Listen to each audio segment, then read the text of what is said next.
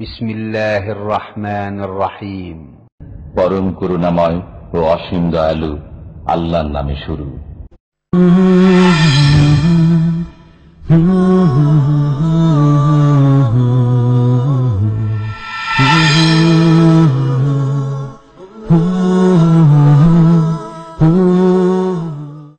ومن أحسن قولا ممن دعا إلى الله وعمل صالحا وقال إنني من المسلمين. أعوذ بالله من الشيطان الرجيم.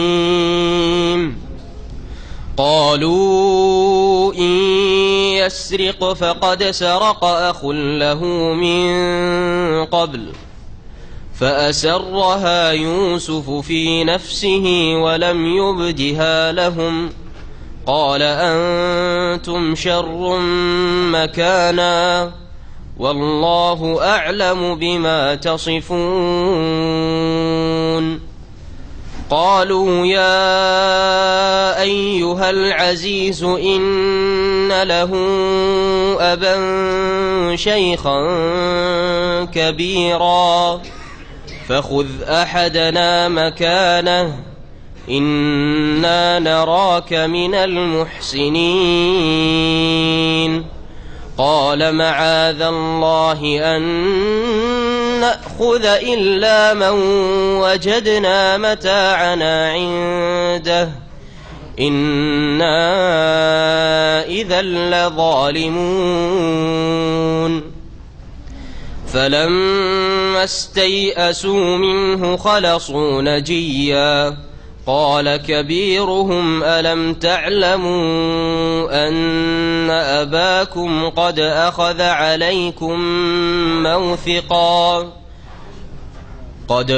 عليكم موثقا من الله ومن قبل ما فرطتم في يوسف فلن أبرح الأرض حتى يأذن لي أبي أو يحكم الله لي وهو خير الحاكمين. ارجعوا إلى أبيكم فقولوا يا أبانا إن ابنك سرق وما شهدنا إلا بما علمنا وما كنا للغيب حافظين. واسأل القرية التي كنا فيها والعير التي أقبلنا فيها وإنا لصادقون. قال بل سولت لكم أنفسكم أمرا فصبر جميل عسى الله أن يأتيني بهم جميعا إنه هو العليم الحكيم. وتولى عنهم وقال يا أسفا على يوسف وابيضت عيناه من الحزن فهو كظيم. قال إنما أشكو بثي وحزني إلى الله وأعلم من الله ما لا تعلمون. يا بني يذهبوا فتحسسوا من يوسف وأخيه ولا تيأسوا من روح الله إنه لا ييأس من روح الله إلا القوم الكافرون. فلما دخلوا عليه قالوا يا أيها العزيز مسنا وأهلنا الضر وجئنا ببضاعة مزجاة فأوف لنا الكيل وتصدق علينا إن الله يجزي المتصدقين قال هل علمتم ما فعلتم بيوسف وأخيه إذ أنتم جاهلون قالوا أئنك لأنت يوسف قال أنا يوسف وهذا أخي قد من الله علينا إنه من يتق ويصبر فإن الله لا يضيع أجر المحسنين قالوا تالله لقد آثرك الله علينا وإن كنا لخاطئين قال لا تثريب عليكم اليوم يغفر الله لكم وهو أرحم الراحمين السلام عليكم ورحمة الله وبركاته الحمد لله رب العالمين والصلاة والسلام على سيد المرسلين نبينا محمد وعلى آله وصحبه أجمعين أما بعد فأعوذ بالله من الشيطان الرجيم قالوا إن يسرق فقد سرق أخ له من قبل فأصرها يوسف في نفسه ولم يبدها لهم قال أنتم شر مكانا والله أعلم بما تصفون মহান আল্লাহর সমস্ত প্রশংসা যে আল্লাহ পাক রব্বুল আলামিন যা চান তাই করেন, তার ইচ্ছার বিরুদ্ধে কোনো শক্তি কোনো কিছুই করতে সক্ষম নয়। সালাত এবং সালাম নাজিল হোক নবী মুহাম্মদ রাসূলুল্লাহ সাল্লাল্লাহু আলাইহি সাল্লামের উপর, যিনি ওহীর মাধ্যমে মহান আল্লাহ রব্বুল আলামিনের তরফ থেকে যা জেনেছেন দিন সম্পর্কে এবং বিগত ইতিহাস সম্পর্কে, আম্বিয়া রসুলগণের কাহিনী সম্পর্কে তা ওইভাবেই জানিয়েছেন যেইভাবে মহান আল্লাহ তাকে ওহী করেছেন। আমাদের তাফসীর সূরা ইউসুফের আয়াত নম্বর ৭৭ থেকে শুরু হবে আজকে। আমরা যেখানে গিয়ে পৌঁছেছিলাম সেটা ছিল যে ইউসুফ আলাইহিস সালাম তার আপন ভাই বেনিয়ামিনকে রাখার উদ্দেশ্যে তার বস্তায় খাদ্যদ্রব্যের সাথে একটা রাজার পাত্র, পানপাত্র অথবা পেয়ালা যা কিছুই হোক ঢুকিয়ে দিয়েছিলেন যাতে রাখা সম্ভব হয়। তারপরে ঘোষণা করা হলো যে তো আমাদের একটা পাত্র হারিয়ে গেছে, কে নিল, আচ্ছা খোঁজ করা হোক, সকলের বস্তা খোঁজ করা হোক, যারা খাদ্যদ্রব্য নিয়ে যাচ্ছে তাদের সকলের খোঁজ করা হোক। তারা ছিল 11 ভাই ইউসুফ আলাইহিস সালামকে ছাড়া, যারা এসেছিল সকলের বস্তা খোঁজ করা হলে শেষখানে বেনিয়ামিনের বস্তা খোঁজ করে তাতেই রাখার নির্দেশ দেওয়া হয়েছিল, তাতেও পাওয়া গেল। এই কৌশল যেহেতু সৎ উদ্দেশ্যে ছিল, আর সৎ উদ্দেশ্যে কোনো কৌশল করা কারো ক্ষতি করার উদ্দেশ্য নয় বরং ভালো উদ্দেশ্যে, সেটা শরীয়ত সম্মত। ইউসুফ আলাইহিস সালাম তার আপন ভাইকে রাখতে চাইছিলেন যে বেনিয়ামিনকে রেখে নেব, এখন রাখার কোনো উপায় তিনি পাচ্ছিলেন না। তাদেরকে যদি সরাসরি বলা হইতো যে তোমরা বেনিয়ামিনকে আমার কাছে রেখে দাও, তোমরা চলে যাও, তো তারা কখনো রাজি হইতো না।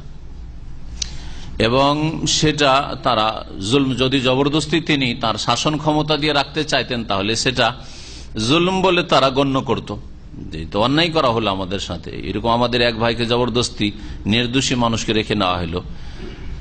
ইউসুফ আলাইহিস সালামের পূর্বপুরুষ ইব্রাহিম, ইসহাক, ইয়াকুব, তাদের দিনের বিধান ছিল যে চোর যদি ধরা পড়ে তাহলে চোরকে যার বাড়ির মাল সামান চুরি করেছে তার গোলাম হিসাবে, কৃতদাস হিসাবে থেকে যেতে হবে। তো এইভাবেই ইউসুফ আলাইহিস সালাম নিজ ভাইকে রাখতে সামর্থ্য হলেন বা রাখতে পারলেন। তারপরে আল্লাহ রাব্বুল আলামিন বলছেন এই ভাইগুলি সম্পর্কে, তারা কয়জন ছিল বেনিয়ামিন আর ইউসুফকে ছাড়া? 10 ভাই, এরা সব আপন ভাই ছিল। এরা 10 ভাই বলল যে বেনিয়ামিন যদি চুরি করে থাকে তো ওর ভাইও চুরি করেছে, ওরা সব একই রকমের, আমরা এরকম নয়। উল্টো দোষ চাপিয়ে দিল। হ্যাঁ, ইউসুফ আলাইহিস সালাম, এক তো ইউসুফ আলাইহিস সালাম জুলুম অত্যাচার করেছে, কূপে ফেলেছে, কূপ থেকে যখন কাফেলা যাত্রী দল উঠিয়ে নিল তখন তারা আবার বলে যে এটা আমাদেরই কৃতদাস, তোমাকে তো বিনা পয়সা দেওয়া হবে না, এ তো পালিয়ে যাচ্ছিল, আমরা রাখবো না, সুতরাং কিছু পয়সা দাও। বিক্রি করলো, এই ভাইকে বিক্রিও করলো, সমস্ত অপরাধ করে উল্টো চুরির একটি মিথ্যা অপবাদ চাপিয়ে দিল কার ওপর? ইউসুফ আলাইহিস সালামের উপর। মহান আল্লাহ বলছেন যে কালু, এই 10 ভাই ইয়াকুব আলাইহিস সালামের এই 10 ছেলে বলেছিল, এই ইয়াসরিক, এই বিনিয়ামিন যদি চুরি করে থাকে, ফাকাদ সারাকা আখুন লাহু মিন ক্বাবল, তাহলে জানতে হবে যে তার ভাইও এর পূর্বে চুরি করেছে। ইউসুফও চোর ছিল, সব একই খোরের মাথা মোড়া আছে, এও চোর, তার ভাইও চোর। এখন ইউসুফ আলাইহিস সালাম ছোটকালে কি করেছিলেন না করেছিলেন, তাফসীরকাররা ইসরায়েলি বর্ণনা ভিত্তিতে একাধিক কিচ্ছা কাহিনী এখানে তারা বর্ণনা করেছে, সেগুলি সবগুলি প্রায় ভিত্তিহীন। তবে তার মধ্যে একটি বলি, তারা বলছে যে ইউসুফ আলাইহিস সালাম বাড়ি থেকে ছোটকালে কি করতেন, বাপের ঘর থেকে কিছু মাল সামান না বলে নিয়ে, বাপকে জানাতেন না, মাকে জানাতেন না, ভাইদেরকে জানাতেন না, নিয়ে গরিব মিসকিনকে দান করে দিতেন। এটা একটি উক্তি বর্ণনা করা হয়েছে। তো ওটাকে তারা চুরি বলে গণ্য করেছে। ছোটকালে এই স্বভাব ইউসুফের ছিল, বাড়ি থেকে চুরি করে নিয়ে গিয়ে ফকির মিসকিনকে দিয়ে দিত। তো এইসব কাহিনী, এছাড়াও আরো অন্যান্য কাহিনী বর্ণনা করা হয়েছে যেগুলির কোনো প্রয়োজন করে না। যা আল্লাহ বর্ণনা করেননি তাতে আমাদের তেমন কোনো হেদায়েত নেই। যদি হেদায়েতের কোনো সম্বল থাকতো, তাতে আমাদের কিছু শিক্ষণীয় বিষয় থাকতো, তো অবশ্যই আল্লাহ বর্ণনা করতেন। যেমন কারোর নাম, বংশধর ইত্যাদি, তাদের সময়কাল কত সালে ছিল, খ্রিস্টপূর্ব কত সাল, সব বয়ান করেছেন। কি ইউসুফ আলাইহিস সালামের যুগটা কোন যুগ ছিল, ইব্রাহিম আলাইহিস সালাম কোন যুগের মানুষ ছিলেন, কারণ এতে আমাদের কোনো শিক্ষার বিষয় নেই। কেউ 20 শতাব্দীর হোক আর 21 শতাব্দীর হোক, ওতে কোনো ফায়দা আছে? গত সপ্তাহে এই বিষয়ে বলেছে যে সব কথা কাজে ইচ্ছা কাহিনী বয়ান করাই কোনো শিক্ষার বিষয় নেই, সেসব কথা আল্লাহ বর্ণনা করেননি। কারণ কোরআনে কারীম কোন কিচ্ছা কাহিনীর কিতাব নয়, আর কোন হিস্টোরি নয়, ইতিহাসের কিতাব নয়। কোরআনে কারীম হচ্ছে মানব জাতির হেদায়েতের জন্য আর রহমত স্বরূপ। তো হেদায়েতের যে দিকগুলি রয়েছে বিভিন্ন ঘটনাবলিতে, সেই দিকগুলি তুলে ধরা হয়েছে যে এতে তোমাদের শিখার বিষয় রয়েছে, এতে তোমাদের আকীদা আমলের, আখলাক চরিত্রের সংশোধন হবে, হ্যাঁ, দুনিয়া সুন্দর করবে, আখিরাত সুন্দর করবে, ওইসব বিষয়গুলি আল্লাহ বর্ণনা করেছে। এরা মিথ্যা অপবাদ দিয়ে ফেলে ইউসুফ আলাইহিস সালামের সামনে, ওরা তো জানে না যে এটা ইউসুফ মিশরের আজিজ হয়ে, মিশর অধিপতি হয়ে বসে আছে। বলছে যে এ যদি চুরি করে থাকে, বাদশাহ যদি এ চুরি করে থাকে বেনিয়ামিন, তো ওর একটা ভাইও ছিল ছোটকালে গেছে, ও চুরি করতো। আর ইউসুফ ভিতর ভিতর হাসছেন আর কষ্টও পাচ্ছেন, আর বলছেন যে হাইরি তোরা কত হতভাগা, আর কত তোরা নিকৃষ্ট। ইউসুফ ফি নাফসিহি, ইউসুফ আলাইহিস সালাম নিজের মনে মনে লুকিয়ে রাখলেন, গোপন রাখলেন কথাটি, যে আমি ইউসুফ, আমাকে চোর বলছো, এই কথা বললেন না। হ্যাঁ, সব কথা লুকিয়ে রাখলেন। মিথ্যা অপবাদ শুনছেন, ইউসুফের উপর লাগছে, লুকিয়ে রাখলেন। ওয়ালাম ইউবদিহা লাহুম, আর তাদের সামনে কোনো কথা প্রকাশ করলেন না। এতটুকু কথা মনে মনে বলেন, তাও প্রকাশ করে নাই। প্রকাশ করলে তো বুঝবে যে ব্যাপার কি। কালা আনতুম শাররুন মাকানান, তাফসীরকাররা বলেছেন যে কথাটি মনে মনে ইউসুফ আলাইহিস সালাম গোপনে রেখেছিলেন তাদের সম্পর্কে মন্তব্য, আর যা প্রকাশ করেনি সেটা ছিল এই বাক্যটি। কালা, ইউসুফ আলাইহিস সালাম বলেছেন কি, আনতুম শাররুম মাকানা, তোমরা অবস্থানের দিক থেকে বড় নিকৃষ্টতম, তোমরা বড় নিকৃষ্ট মানুষ। ইউসুফ আলাইহিস সালাম এত জুলুম অত্যাচার তোমরা করেছো, আর বাপকে কত কষ্ট দিলে, ইউসুফকে এইভাবে তার চোখের আড়াল করে দিয়ে, চোখের সামনে থেকে হারিয়ে দিয়ে, গোপন করে দিয়ে, আর তারপরে তাকে চোর আবার সাব্যস্ত করছো, বড়ই নিকৃষ্ট তোমরা। আনতুম শাররুম মাকানা ওয়াল্লাহু আ'লাম বিমা তাসিফুন, আর আল্লাহ সবচেয়ে বেশি জানেন ওই সব বিষয় সম্পর্কে যা তোমরা বর্ণনা করছো, যা বলছো। অসফা ইয়াসিফু মানে বর্ণনা করা, আলোচনা করা, বলা। কালু ইয়া আইয়ুহাল আজিজ, এ 10 ভাই মেরে বলল যে হে আজিজ। এর আগে যখন আমরা সূরা ইউসুফের তাফসীর পড়েছি তখন আজিজ কাকে বলা হয়েছে?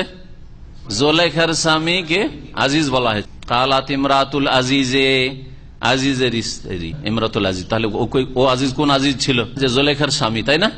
জি হ্যাঁ। তাহলে বোঝা গেল এই দুই জায়গায় যে এখানে ইউসুফ আলাইহিস সালামকে আজিজ বলা হয়েছে আর ওখানে জুলেখার স্বামীকে আজিজ বলা হয়েছে, বোঝা গেল যে সেই যুগার এটাই কথা ঠিক যে মিশরের যারা শাসক হইতো, হ্যাঁ, তাদেরকে কি বলা হইতো? আজিজ বলা হইতো। যেমন ভারতের প্রাচীন যুগে যারা রাজা হইতো তাদেরকে মহারাজা বলা হইতো। যে মহারাজা কথাটি মালয় ভাষাতে, ইন্দোনেশিয়া আর মালয়েশিয়াতে রয়েছে, তারা মহারাজাকে মহারাজা বলে, হিন্দিদের মতো করে বলে। এই ভাষাটি সংস্কৃত খুব প্রাচীন ভাষা।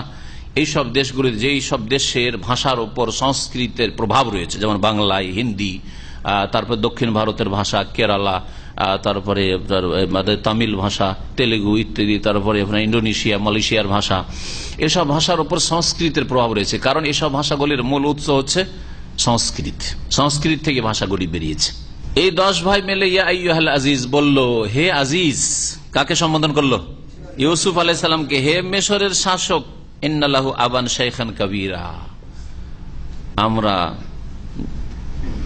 নিঃসন্দেহে সত্য কথা বলছি যে লাহু আবান শাইখান কাবীরা, এর বেনিয়ামিনের এক বৃদ্ধ পিতা রয়েছে। ফাখুজ আহাদানা মাকান, এত বৃদ্ধ মানুষ, আর তিনি যদি শুনতে পান যে বেনিয়ামিন চুরিতে ধরা পড়েছে আর তাকে রেখে নিয়েছে, সারা জীবন ওখানে গোলামি করবে, আর একেও দেখতে পাবো না, ছোটকালে ইউসুফ যখন চলে তাকেও হারিয়েছি, তো আর বাঁচবে না, একটু রহম করেন, একটু দয়া করেন।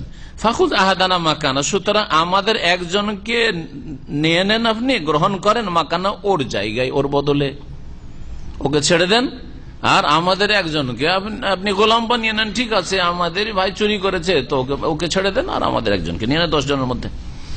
ইন্না নারাকা মিনাল মুহসিনিন, নিঃসন্দেহে আপনাকে আমরা সৎকর্মশীলদের মধ্যেকার দেখতে পাচ্ছি, আপনি খুব ভালো মানুষ। তাহলে এখানে দয়া কামনা, যাতে অন্তরটা নরম হয়। হ্যাঁ, শাসকের আজিজ মিসর ইউসুফ আলাইহিস সালাম অন্তরটা নরম হয়, আর অন্তরটা নরম হয়ে বাপের কথা বললে, বাপের বার্ধক্যের কথা বললে একটু দয়া হবে, মায়া হবে, তখন হয়তো একে ছেড়ে দিবে। আর যদি একান্ত এর বদলে কাউকে রাখতে হয় গোলাম করে, দেখবে একে নিবে, অসুবিধা নেই, তাও বাপকে কোন রকম বুঝিয়ে নেব। কালা মাযাল্লাহ, ইউসুফ আলাইহিস সালাম মানে আল্লাহর পানা, আল্লাহর আশ্রয় কামনা করছি। আন্না খোজা ইল্লামা ওয়াজাদনা মাতাআনা ইনদাহু, যে এমন ব্যক্তিকে ধরবো যার কাছে মাল সামান পাইনি, নির্দোষীকে কখনো ধরবো না, আমরা গোলাম বানাবো না। মাযাল্লাহি আন্না খোজ, আল্লাহর কাছে আশ্রয় চাইছি এমন ব্যক্তিকে ধরা থেকে যেই ব্যক্তি চুরি করেনি, বরং ওকেই আমরা ধরবো। মান ওয়াজাদনা মাতাআনা ইনদাহু, যার কাছে আমাদের মাল পেয়েছি, চুরির মাল পেয়েছি। ইন্না ইয়াযাল্লাহ যালিমুন, আমরা যদি এইরকম কাজ করি যে চুরি করলো তাকে ছেড়ে দিলাম আর নির্দোষীকে ধরে নিলাম, গোলাম বানিয়ে নিলাম, তাকে রেখে নিলাম, তাহলে আমরা কি হয়ে যাব? ইন্না এজান মানে তাহলে, তখন ইন্না ইয়াযাল্লাহ যালিমুন, তখন আমরা তো জালেম হয়ে পড়বো। এইরকম কাজ করলে আমরা তো জালেম হয়ে পড়বো। তাহলে বোঝা গেল আজকালকার অনেক শাসকরা নির্দোষীকে নকশা করা থাকে, তাদের ষড়যন্ত্রের নকশা, নির্দোষীকে দোষী সাব্যস্ত করতে হবে। তাদের বিশেষ কোন টার্গেটে কোন একজনকে ধরে সন্ত্রাসী শো করতে হবে, একটা দাড়িওয়ালাকে ধরলেই হয়। এই কাজগুলি করে অনেকে, বিশেষ করে কাফের দেশগুলিতে। আর মুসলিম ওই সব দেশে, যে সব দেশে কাফেরদের আইন কানুন চলছে, যেখানে ইসলামের কোনো বিচার নেই, সেসব দেশে বাস একটা ঘটনা ঘটে গেছে, এখন আসল আসামি তো ধরা পড়ছে না, তো কিছু লোককে ধরতে হবে, যেই রকমের লোক, হ্যাঁ, খুনের ঘটনা হোক অথবা আর কিছু হোক, দেশে কোন রকমের এইরকমই কিছু একটা হয়েছে, আসল লোককে ধরতে পারছে, যারা করেছে তাদেরকে ধরতে পারছেন না। আর এর চেয়ে তো বড় অপরাধ হচ্ছে তারা নিজেরাই করে, আবার অনেক সময় নিজেরাই এই অপরাধগুলি করে বিশেষ টার্গেটে, করার পরে চাপিয়ে দেয় অন্যের উপর, যে আসামি ধরে দাঁড় করতে হবে, যে আমরা আসামি ধরে ফেলেছি। করে না এইসব কাজগুলি? হ্যাঁ, তাহলে চিন্তা করুন, এরা কি ইউসুফ আলাইহিস সালাম ভাষায় জালেম কিনা? এরা জালেম। ইন্না ইয়াযাল্লাহ যালিমুন। ফালাম্মাস্তাইআসু মিনহু, যখন তারা নিরাশ হয়ে গেল ইউসুফ আলাইহিস সালামের কাছ থেকে যে না, বিনিয়ামিনকে উদ্ধার করা যাবে না, খালাসু নাজিয়ান, তখন তারা এক কোনায় গিয়ে নির্জনে পরামর্শ শুরু করলো। খালাসু নাজিয়ান, তারা নির্জনে পরামর্শ শুরু করে, এখন কি করা যায়? এক তো ইউসুফকে ছোটকালে হারালাম এরকম করে বাপের কাছ থেকে, আর এ বেনিয়ামিনও গেল, এখন কি করা যাবে। কালা কবিরহম, তখন তাদের বড় ভাই বলল, এই বড় ভাইয়ের নাম তাফসীরকাররা রুবেল বলে উল্লেখ করেছেন, যদিও নামে কোনো যায় আসে না, নাম জানলেও কোনো দোষ নেই, না জানলেও কোনো ক্ষতি নেই। তাদের বড় ভাই ওদের মধ্যে একটু ভালো ছিল, সেই প্রথম পরামর্শ দিয়েছিল, দেখো দেখো ইউসুফকে মেরে ফেলে দিবে, তোমরা মেরে ফেলিও না, ওয়াল কফি গায়াবাতিল জুব, চলো যদি একে যদি বাপের চোখের আড়ালেই করতে হয় তাহলে একে কূপের অন্ধকারে নিক্ষেপ করো, গভীর কূপে ফেলে দাও, বেঁচে থাক, কোন দেশে চলে যাক। তাদের বড় ভাই বলল, আলাম তা আলাম, তোমরা কি জানো না, আন্না আবাকুম কাদ আখাযা আলাইকুম মাওসিকাম মিনাল্লাহ, যে তোমাদের পিতা তোমাদের নিকট থেকে আল্লাহর অকাট্য শপথ নিয়েছেন। মৌসিকান, আল্লাহর অকাট্য শপথ নিয়েছেন, যে তোমরা কসম করে বলো, আল্লাহর দোহাই দিয়ে বলো, আল্লাহর কসম করে বলো যে ইউসুফকে যেমন হারিয়ে এসছো এইরকম কাজ করবে না, বরং বেনিয়ামিনকে যে কোনো অবস্থায় ফিরিয়ে নিয়ে আসবে,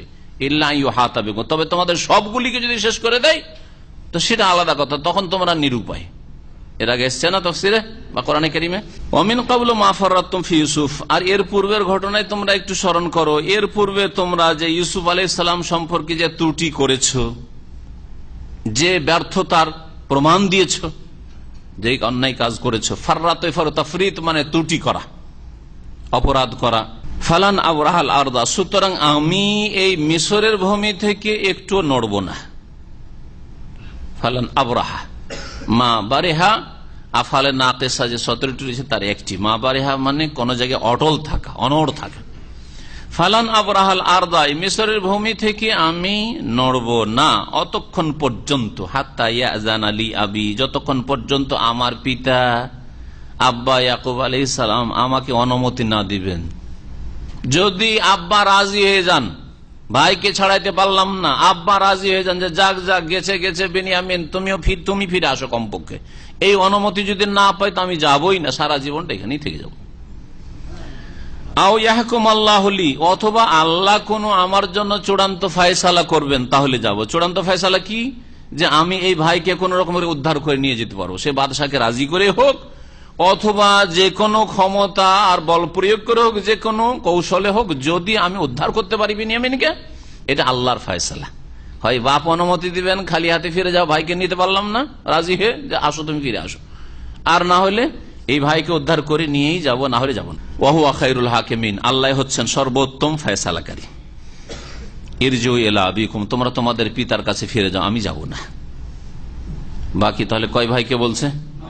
9 ভাইকে বড় ভাই বলছে তোমরা ফিরে যাও। ফাকুল, আর তোমরা গিয়ে বলো যা ঘটনা ঘটেছে বাহ্যিক, আমরা তো আর এর বেশি কিছু জানি না, তাই বলো। ফাকুল, তোমরা গিয়ে বলো, ইয়া আবানা, হে আমাদের পিতা, আব্বাজান, ইন্না ইবনাকা সারাক, আপনার ছেলে বিনিয়ামিন তো চুরি করেছে।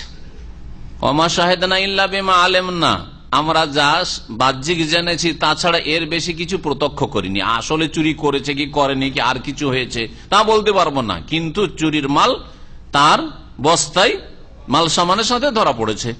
আমা কুন্না লিল গায়বি হাফিজিন, আর আমরা গায়ব সম্পর্কে সুরক্ষাকারী নয় বা তত্ত্বাবধায়নকারী নয়, যে অদৃশ্য সম্পর্কে আমরা সবকিছু তত্ত্বাবধায়ন করব আর সবকিছুর খোঁজ খবর রাখো, এই ক্ষমতা আমাদেরকে দেওয়া হয়নি, চোখের আড়ালে কি হয়েছে না হয়েছে। আর আসল এই ঘটনা ঘটেছে, আপনার আমাদের কথা যদি বিশ্বাস না হয় তাহলে কাউকে পাঠিয়ে ওই মিশরে যেখানে ঘটনা ঘটেছে সেখানে পাঠিয়ে দেন, ওদেরকে জিজ্ঞেস করে নেন, অথবা আমাদের সাথে কেনানি যে প্যালেস্টাইন থেকে আরো কাফেলা লোকেরা গিয়েছিল, যাত্রী দল গিয়েছিল, তাদেরকে জিজ্ঞাসা করেন যে আসলে এই ঘটনা ঘটেছে না ঘটেনি রাজ দরবারে। বলছেন ওয়াস আলিল কারিয়াতাল্লাতী কুন্না ফিহা ওয়াল ঈরাল্লাতী আকবালনা ফিহা ওয়া ইন্না লাসাদিকুন, আর আপনি জিজ্ঞেস করুন, বিশ্বাস না হয়তো, আল কারিয়া ওই জনপদকে, তো জনপদকে তো জিজ্ঞেস করা যায় না, জনপদকে জিজ্ঞেস করা মানে আহলাল কারিয়া, জনপদের অধিবাসীকে। কোরআনের এটা হচ্ছে অলংকার, এটা হচ্ছে ভাষার অলংকার, আমরা এই অলংকার ব্যবহার করি। হ্যাঁ, আমরা বলছি যে আল খালিজটা ভালো না ভাই, বলছি না, বলি না, আমরা আমাদের এলাকায় বলি যে এই মহল্লাটা না খুব খারাপ মহল্লা, সবাই বলি আমরা, কিন্তু বলি না, বলি না, এই অমুক ডিস্ট্রিক্টের লোকেরা না খুব খারাপ, ডিস্ট্রিক্টের লোকেরা তো লোক বলে না, ওই ডিস্ট্রিক্টটা খুব খারাপ বলে না, ডিস্ট্রিক্ট খারাপ, না ওই মহল্লা খারাপ, না ওই গ্রাম খারাপ? হ্যাঁ, ওই গ্রামের লোকেরা খারাপ। তো আমাদের ভাষাতেই অলংকার রয়েছে, এটা ভাষার অলংকার। ওই গ্রামের লোকেরা খারাপ এ কথা বলার চাইতে বেশি অলংকার রয়েছে কিসে? ভাষা অলংকার। এই গ্রামটা খারাপ, হ্যাঁ এই গ্রামটা দূষিত, জি জি, বিভিন্ন মহল্লা সম্পর্কে এই মহল্লাটা ভালো না, জি। ওয়াসআলিল কারিয়া, আপনি জিজ্ঞাসা করুন জনপদকে, মানে জনপদের অধিবাসীদেরকে। কারিয়া মানে কারিয়াতুল মিসর, হ্যাঁ কারিয়া মানে শুধু গ্রাম নয়, তাহলে বোঝা যেখানে লোকজন বসবাস করে, সেটা শহরও হইতে পারে। আর কারিয়া আসলে গ্রামের অর্থে ব্যবহার হয়ে থাকে, যেমন মদিনা অথবা বালাদ শহরের ক্ষেত্রে ব্যবহার হয়ে থাকে আরবিতে, কারিয়া গ্রাম সম্পর্কে ব্যবহার হয়ে থাকে, কিন্তু কখনো কখনো সেটা আমভাবে শহরকেও শামিল। তো জনপদের অধিবাসীদেরকে জিজ্ঞেস কর আল্লাতী কুন্না ফিহা, যেখানে আমরা ছিলাম আর এই ঘটনা ঘটেছিল, বিনিয়ামিনের চুরির ঘটনা ঘটেছে। ওয়াল ঈর আল্লাতী আকবালনা ফিহা, আর সেই যাত্রী দলকে জিজ্ঞাসা করেন আব্বা, আল্লাতী আকবালনা ফিহা, যেই যাত্রী দলের সাথে আমরা সেখানে গিয়েছিলাম। আকবাল মানে আগমন করা, যে যাত্রী দলের সাথে আমরা আগমন করেছিলাম, ওখানে গিয়ে পৌঁছেছিলাম, মিশরে গিয়েছিলাম। তাহলে বোঝা গেল যে ইয়াকুব আলাইহিস সালামের এই 11 ছেলেই শুধু যাননি, বরং ফিলিস্তিনের আরো অভাবী লোকেরা, কারো দুর্ভিক্ষর যুগ ছিল, সকলেই গিয়েছিল খাদ্যদ্রব্য নেওয়ার জন্য মিশরে। তাদেরকে জিজ্ঞেস করেন, যদি বিশ্বাস না করেন তো ওয়া ইন্না লাসাদিকুন, আর নিঃসন্দেহে আমরা সত্যবাদী এই বিষয়ে। কালা, ইয়াকুব আলাইহিস সালাম বললেন, বাল সাওয়ালাত লাকুম আনফুসুকুম আমরা, যাকে একবার আঘাত লেগেছে, বারবার না কিছু ঘটলেও ওই একই সন্দেহ হবে, হবে না? হবে না? আবার বললেন যে ওই একই কাজ করেছে, ষড়যন্ত্র করেছে, যেই ষড়যন্ত্র ইউসুফের ক্ষেত্রে তোমরা করেছো, ওই কাজই করেছো তোমরা। বাল সাওয়ালাত লাকুম আনফুসুকুম আমরা, বরং আসলে এইরকম কিছু হয়নি যে আমার ছেলে চুরি করেছে, এইরকম কিছু হয়নি। তোমাদের মন রচনা করেছে, গড়ে নিয়েছে, তৈরি করে নিয়েছে আমরান, একটি ঘটনা, একটি কাহিনী গড়ে নিয়েছে। এই একটা কাহিনী তোমরা বানিয়েছ, যেমন এর আগে এক কাহিনী বানিয়েছো, এইরকম কথাই ইউসুফ আলাইহিস সালামের ক্ষেত্রে বলে, বাল সাওয়ালাত লাকুম আনফুসুকুম আমরা ফাসাবরুন জামিল ওয়াল্লাহুল মুস্তাআনু আলা মা তাসিফুন, ওখানে রয়েছে আল্লাহুল মুস্তাআনু আলা মা তাসিফুন আয়াতের শেষে, কিন্তু বাক্য একই রয়েছে। এখানে রয়েছে বাল সাওয়ালাত লাকুম আনফুসুকুম আমরা ফাসাবরুন জামিল, এতদূর পর্যন্ত একই রকম। ইউসুফ আলাইহিস সালামকে যখন ওরা হারিয়ে আসে, তখন ওই কথাই বলেছিলেন যে সর্বোত্তম ধৈর্য ধারণ করাই আমার জন্য শ্রেয়। তারপরে একটু কথা এখানে অতিরিক্ত বলেছেন, এইরকম বারবার করে আগে এক ছেলে এরকম হারিয়ে আসলো, এরা এই ছেলেকে, ওই ছেলের বেলা বললো যে ও নেকড়ে বাগে খেয়ে গেছে, অথচ তার জামাটাও একটু ছিঁড়েনি।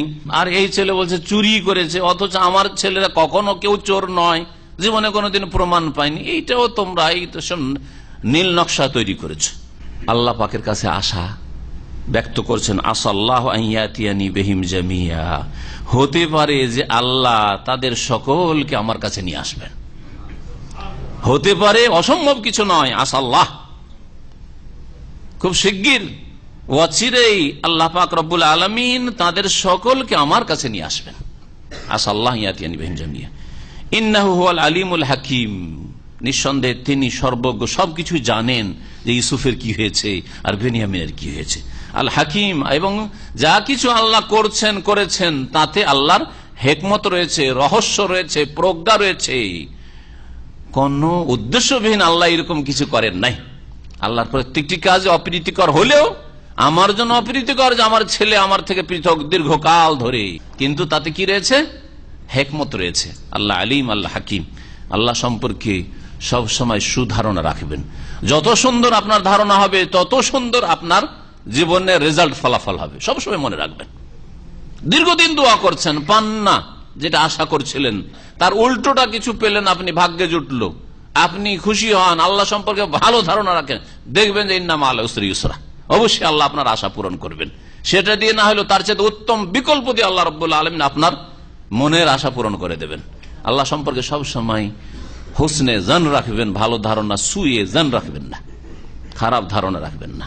ওয়াতাওয়াল্লা আনহুম, ইউসুফ আলাইহিস সালাম সম্পর্কে যা হইল, আবার বেনিয়ামিনের এই অবস্থা, এসব শোনার পরে আল্লাহ রাব্বুল আলামিনের সন্তুষ্টির উদ্দেশ্যে ধৈর্য ধারণ করে আর এই আশা ব্যক্ত করে তিনি নির্জনে চলে গেলেন। আর তোমাদের সাথে কথা বলতে ভালো ওয়াতাওয়াল্লা আনহুম, এই ছেলেরা যে দুঃসংবাদ দিল তাদের থেকে ফিরে গেলেন, অর্থাৎ নির্জনে চলে গেলেন ইয়াকুব আলাইহিস সালাম। ওয়াকাল, আর বলতে লাগিয়া আসাফা আলা ইউসুফ, হাই আফসোস, হাই আক্ষেপ ইউসুফের ওপর, হাই আক্ষেপ ইউসুফের ওপর। ওয়াবিয়াদ্দাত আইনাহু মিনাল হুজনি ফাহুয়া কাযীম, আর ইউসুফ আলাইহিস সালামের শোকে কাঁদতে কাঁদতে আর দুঃখে কষ্টে মনের ব্যথা বেদনায় তার দুই চক্ষু সাদা হয়ে গেছিল। মিনাল হুজনে, শোকে। ওয়াবিয়াদ্দাত আইনাহু, ইয়াকুব আলাইহিস সালামের দুই চক্ষু সাদা হয়ে গেছিল মিনাল হুজনে, শোকের কারণে। ফাহুয়া কাযীম, সুতরাং ইয়াকুব আলাইহিস সালাম মনস্তাপে ভুগছিলেন। মনের যে ব্যথা বেদনা অসহনীয়, সেই ব্যথা কোথাও প্রকাশ করতে পারছেন না, আর সেই ব্যথা দূর করতে পারছেন না, ভুলতেও পারছেন না। এতেই তিনি বড়ই কষ্ট ভোগ করছিলেন। ফাহুয়া কাযীম, কাজামা একজাম মানে কোনো কিছুকে চেপে রাখা। আগুন জ্বলছে ভিতরে, আর আগুনকে যদি ধামাচাপা দিয়ে রাখা হয় এটাকে কাজামা বলা হয়। নবী করিম সাল্লাল্লাহু আলাইহি সাল্লামের হাদিসে রয়েছে রাগ সম্পর্কে, যদি আপনার রাগ উঠে যায়, মান কাজামা গাইজান, কেউ যদি রাগকে চেপে রাখতে পারে, রাগ আগুনের মতো দাউ দাউ করে আপনার উঠছে, কিন্তু রাগের প্রতিক্রিয়া আপনি দেখালেন না, কোন রিয়াকশন দেখালেন না, আপনি সেটাকে চেপে রেখে দিলেন সাথে সাথে, কারণ ওই সময় কিন্তু রিয়াকশনটা হয়। রাগ উঠেছে তখনই হয়তো মারামারি শুরু করে দিলেন, হ্যাঁ তখনই কারো উপর আক্রমণ করে ফেললেন। কি হবে না হবে আপনার পরিণাম সম্পর্কে একটু চিন্তা করলেন না, হতে পারে আপনি মারতে গিয়ে আপনি হয়তো মরে যাবেন, ঠিক কিনা? রাগে সমস্ত কিছু হইতে পারে, হুঁশ দিশা থাকে না। যখন রাগটা ঠান্ডা হবে তখন হুঁশ হবে। রাগটা উঠেছে আর বিবিকে 1 তালাক 2 তালাক 3 তালাক, একসাথে বিদাতিদের তরিকায় 3 তালাক ছাড়া তাদের কাছে 1-2 তালাক নেই, দিলেন তালাক। হ্যাঁ, রাগটাকে যদি দাবিয়ে রেখে দিতেন, চেপে রেখে দিতে পারতেন, কামিয়াব হইতে পারতেন। মাথাটা ঠান্ডা হয়তো, রাগ থামে না। আপনি উজু করেন, উজু করার পরও রাগ ঠান্ডা হয় না, তাহলে বসে যান, বসে গেছেন তারপর রাগ থামে না, শুয়ে যান, শুয়ে গিয়েও রাগ থামতে চায় না, তখন আউযুবিল্লাহি মিনাশ শাইতানির রাজিম পড়ে, আউযুবিল্লাহিস সামিউল আলিম মিনাশ শাইতানির রাজিম মিন হামজিহি ওয়া নাফখিহি ওয়া নাফসিহি। অনেক তদবির রয়েছে। তা না করে মূর্খের মতো রাগের সময় তালাক। আমাদের দেশের মানুষরা রাগ ছাড়া কেউ তালাক দেয়? আমার তো মনে হয় না যে আমাদের দেশের লোক পাওয়া যায় রাগ ছাড়া সুস্থ মস্ত ঠান্ডা মেজাজে তালাক দেয়। ঠান্ডা মেজাজে তালাক দেয়, ওরা মনে করে যে রাগটা হচ্ছে স্পেশাল লাঠি আল্লাহ দিয়ে রেখেছে, যখন রাগ উঠবে, যখন মেজাজ গরমে স্ত্রীর ওপর লাঠি ঝেড়ে দেবো। 1 বাড়ি 2 বাড়ি 3 বাড়ি একসাথে, একটা বাড়ি দিয়ে ক্ষান্ত হবে না, বুঝতে পারছেন না? বড় মূর্খতা। আর যার ফলে কিছুক্ষণ পরে যখন রাগটা ঠান্ডা হয় তখন হাই কি করলাম, হাই কি করলাম, স্ত্রী গেল, ছেলে মেয়েগুলো কি যে হবে, ভেসে যাবে, কি হবে, এদের কি হবে। এইরকম যদি মানা থাকে, মেয়ে আছে, মেয়েকে কেউ বিয়ে করতে চাইবে, পারিবারিক কাঠামো ধ্বংস করে ফেললাম, হাই কি করলাম। ঠান্ডা মেজাজে তালাক দিতে হবে। ওখানে মান কাজামা গাইজান, নবী সাল্লাল্লাহু আলাইহি ওয়াসাল্লাম কেউ যদি রাগকে কি করতে পারে, কাজামা, কাজামা থেকে কাজিম, সেফাতে মুসাব্বার শেখা, চেপে রাখা, চেপে রাখার চেষ্টা করা, অথচ আপনি সে রাগের প্রতিক্রিয়া দেখাতে পারবেন, তো আল্লাহ রাব্বুল এর বড় ফজিলত রেখেছেন। এই নয় যে কাপুরুষ, আমি পারবো না সেজন্য ওই লোকটিকে ছেড়ে দিলাম, গাল দিয়েছে, নোংরা ভাষা বলেছে, অথবা আমাকে মেরেছে, তু দিয়েছে, পারতাম তাকে, আমি সবকিছু করতে পারতাম, কিন্তু করলাম না। সেই সময় যদি রাগটা চেপে রাখতে, আমার স্ত্রী অপরাধ করেছে কিন্তু না, রাগের সময় একটু চিন্তা ভাবনা করে নিজেও চিন্তা করব, আর বাপ মায়ের সাথে একটু পরামর্শ করব, বন্ধু মহল আলেম ওলামা তাদের সাথে পরামর্শ করব যে এইরকম আমার স্ত্রী এরকম অপরাধ করেছে, এখন আমি কি করতে পারি, তারপরে তালাক দেন। আপনি ঠান্ডা মেজাজে তালাক দেন, সাথে সাথে নয়। কেউ যদি রাগকে সাথে সাথে দমন করতে পারে তার বড়ই ফজিলত নবী সাল্লাল্লাহু আলাইহি ওয়াসাল্লাম হাদিসে বলেছেন। তো এখানে কাজামা শব্দের ব্যবহার হয়েছে। তাহলে মনের বেদনা, মনে অসহনীয় বেদনা ইয়াকুব আলাইহিস সালামের এই অবস্থায় জীবন যাপন করছিলেন। কালু, যখন ইয়া আসাফা আলা ইউসুফ, বিনিয়ামিন তো যা হইলো হইলো, ইউসুফের কথা স্মরণ হয়ে গেছে, অনেক আগের ঘটনা, ইউসুফ আলাইহিস সালামের ঘটনা, ওই সময়ের কথা স্মরণ হয়ে গেছে। 40 বছরের বেশি সময় চলে গেছিল এর মধ্যে, 40 বছরের বেশি সময় বাপ থেকে ছেলে দূরে থেকেছে, তারপরে আল্লাহ রাব্বুল তাদেরকে একত্রিত করেছেন। এর দ্বারা বোঝা গেল যে স্বপ্নের বিবরণ অনেক সময় প্রকাশ পেতে অনেক বিলম্ব হয়। স্বপ্ন দেখেছেন 12 বছর বয়সে হয়তো, আর তার বাস্তবায়ন হচ্ছে মাশাআল্লাহ 40-50 বছর বয়সে। হ্যাঁ, হতে পারে 10 বছর 12 বছরের ছেলে তখন দেখছে মাশাআল্লাহ বাইতুল্লাহ তওয়াফ করছি, কাবার তওয়াফ করছি, অথচ একটা গরিবের ছেলে। আপনি ভাবতেই পারেন না যে আমার বাপ দাদা কেউ একটা হজ করতে পারেনি, হজ নসিব হয়নি, আমার কি করে হজ হবে। আর মাশাআল্লাহ তাবারাকাল্লাহ দেখা গেল যে 40 বছর বয়সে মাশাআল্লাহ সে হাজির বাইতুল্লাহ। হতে পারে না? তো স্বপ্নের বিবরণ অনেক সময় লেট হয়, বিলম্ব হয়।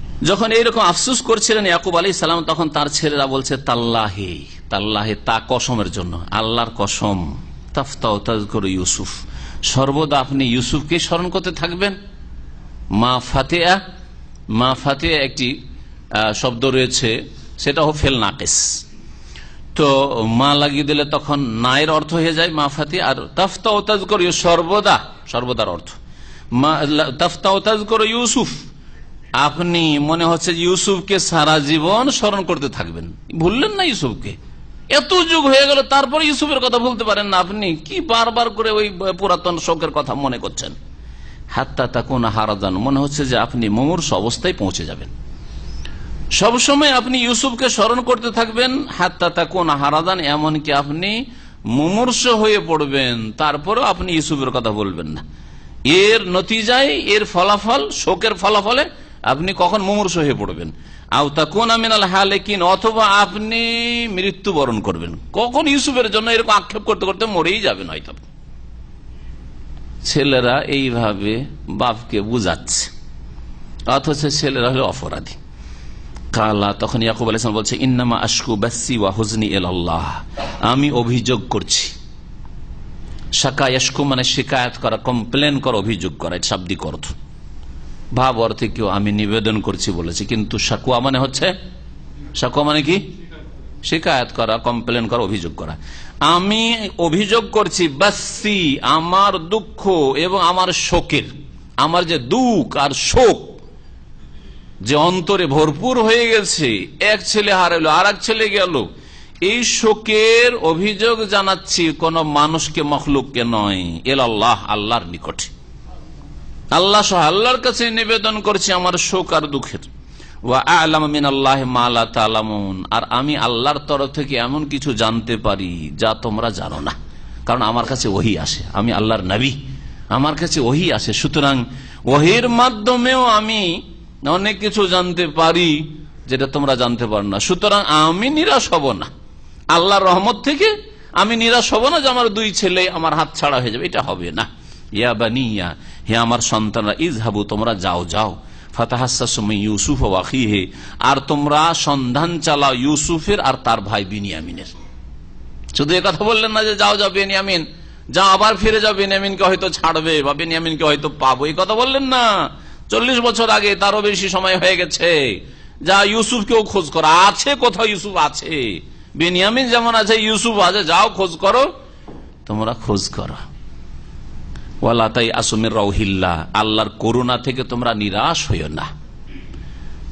ইন্নাহু লা ইয়াইআসু মির রাউহিল্লাহ ইল্লাল কওমুল কাফিরুন, কারণ আল্লাহর রহমত থেকে, রাউহুন মানে রহমত, রাহমাতুন, হ্যাঁ, দয়া, আল্লাহর দয়া থেকে কাফের সম্প্রদায় ছাড়া আর কেউ নিরাশ হয় না। সুতরাং আমি আল্লাহর নবী কি করে নিরাশ হইতে পারি আল্লাহর রহমতে? কখন নিরাশ হব না। ফালাম্মা দাখালু আলাইহি, বাপের কথায় আবার এরা ফিরে গেল। কয় ভাই ফিরে গেল? 9 ভাই ফিরে গেল। 3 ভাই তো ওখানে, ইউসুফ আলাইহিস সালাম ওখানে শাসক, আজিজে মিসর, বেনিয়ামিনকে রেখে নিয়েছে। বড় হয়ে বলছে আমি যাবো না যতক্ষণ বাপ না বলবে যে ফিরে আসো, আমি যাবোই না, না হলে একে উদ্ধার করি ফিরবো কোনদিন যদি ফিরি তো। 9 ভাই আবার গেল। এটা কত নম্বর সফর? 3। মাশাআল্লাহ, তাহলে একটু তফসিল মনে আছে। হ্যাঁ জি, 3 নম্বর সফর। এর আগে 2টো সফর হয়েছে। ফালাম্মা দাখালু আলাইহি, যখন তারা প্রবেশ করলো, গেল বাবের কথা শুনে, আবার সফর শুরু করলো। প্যালেস্টাইন থেকে মিশরে পৌঁছে গেল তারা। যখন প্রবেশ করলো আলাইহি মানে আলা ইউসুফ, ইউসুফ আলাইহিস সালামের কাছে, কালু গিয়ে বলে আইয়ুহাল আজিজু, হে শাসক, হে বাদশাহ, মাসানা ওয়া আহলানা দুরর, বাদশার কোন রকম করে দয়া মায়া কেমন করে হাসিল করা যায়, বাদশাকে একটু কি করে আকৃষ্ট করা যায়, দৃষ্টি আকর্ষণ করা যায়, এই চেষ্টা তারা চালালো। ইয়া আইয়ুহাল আজিজ, হে আজিজ, হে অধিপতি, মাসসানা ওয়া আহলানা, আমাদেরকে এবং আমাদের পরিবারকে বিপদ স্পর্শ করেছে, বিপদ ঘিরে ফেলেছে। শাব্দিক অর্থ মাসসা মানে স্পর্শ করা, মানে বিপদ চারিদিক থেকে ঘিরে ফেলেছে। এক তো অনাহারে দুর্ভিক্ষে, কত যে অভাব আর কত যে খাদ্যের কষ্ট, আর তারপরে আবার আমার আব্বার এই অবস্থা, দুই চোখের রোশনি চলে গেছে, দৃষ্টিশক্তি চলে গেছে, কিছু দেখেন না তিনি, আর বড় শোকে তিনি আছেন। আর এই দিকে আবার এক ভাই আপনার এখানে চুরির আসামি হয়ে আছে, ছোটতে এক ভাই গেছে, এই অবস্থায় বড় আমরা কষ্টে আছি। ওয়াজে না বে বেদাআতি মুজজাতিন, আর আপনার কাছে স্বল্প কিছু পয়সা নিয়ে এসছি। বেদাআতিন মুজজা, বেদা মানে হচ্ছে সামগ্রী, তার মানে এখানে খাদ্যদ্রব্য যে কিনবো তার জন্য কিছু সামগ্রী, সে টাকা পয়সা দিরাম দিন আরো আর কিছুই হোক, বুঝলাম, বা তুচ্ছ বলতে পারেন। ওয়াজে না বে বেদাআতিন মুজজাতিন, তুচ্ছ কিছু সামগ্রী নিয়ে এসছি, যার বিনিময়ে আপনার কাছে খাদ্যদ্রব্য চাই। এই দিয়ে খাদ্যদ্রব্য বেশি পাবো না, তারপরে আপনি আমাদের একটু দান খায়রাত করুন, আর মাপটাও পুরা করে দেন, মাপেও কম করিয়েন না, যে যত টাকা দিলাম ততটাই দেবেন এমনটাও করিয়েন না, কিছু দান খায়রাত করেন। ফাউফিল আনাল কাইলা, সুতরাং পূর্ণ মাত্রায় আমাদেরকে খাদ্যদ্রব্য দেন যেমন এর আগে দিয়েছেন। ওয়া তাসাদ্দাক আলাইনা, আর কিছু সাদকা খায়রাত আমাদের উপর করেন।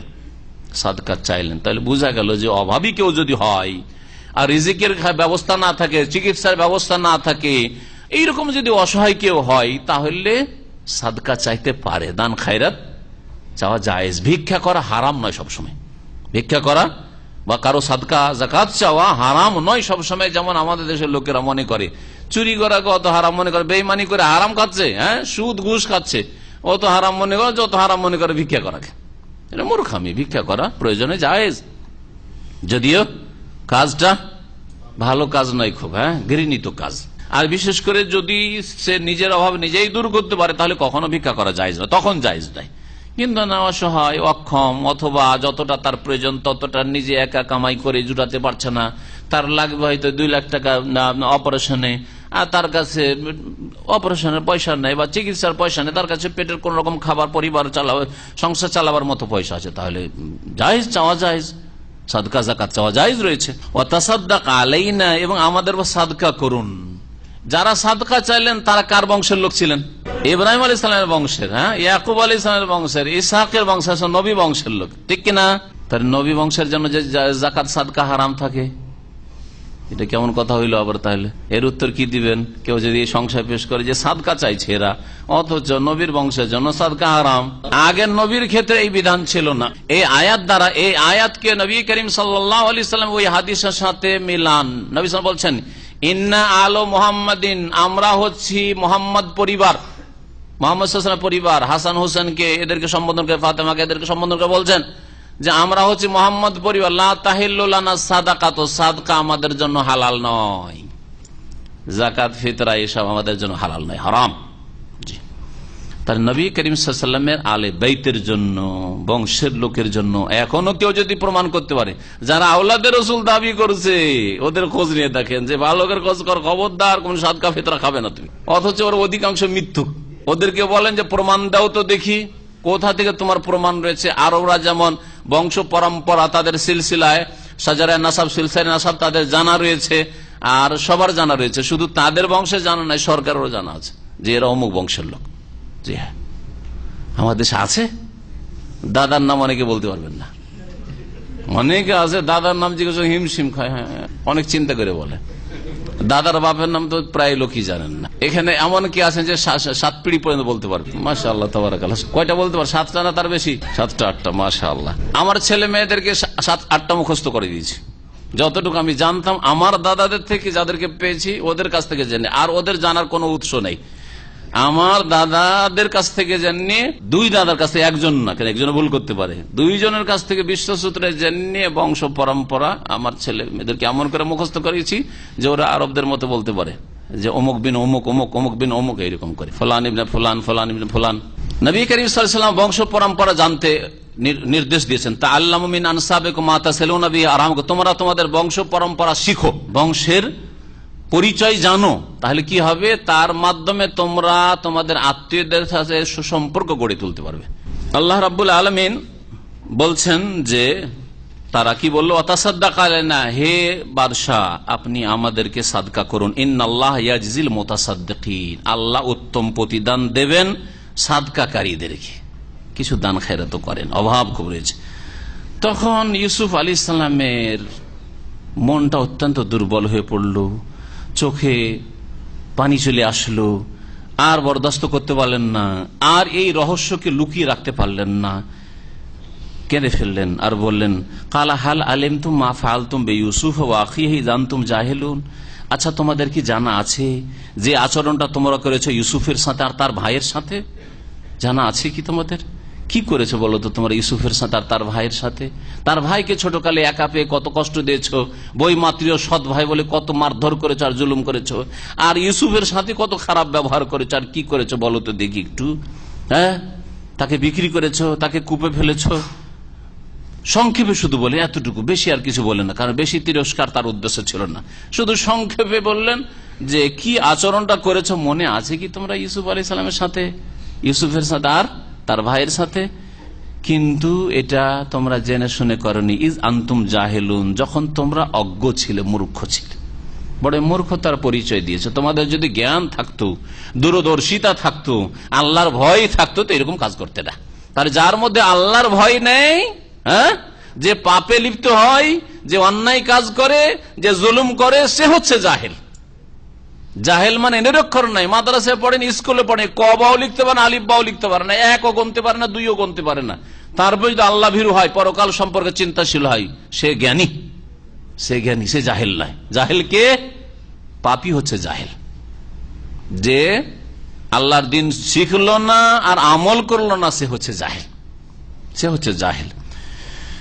এখানে জাহেল এই অর্থে বলা হয়। অথচ এরা নবীর ছেলে, ইয়াকুব আলাইহিস সালামের ছেলে, তারা কি জাহেল মানে ওই রকম জাহেল ছিল যে জ্ঞান ছিল না, কিন্তু আমল ছিল না, অন্যায় লিপ্ত হয়েছে, জুলুম করেছে সৎ ভাইদের ওপর।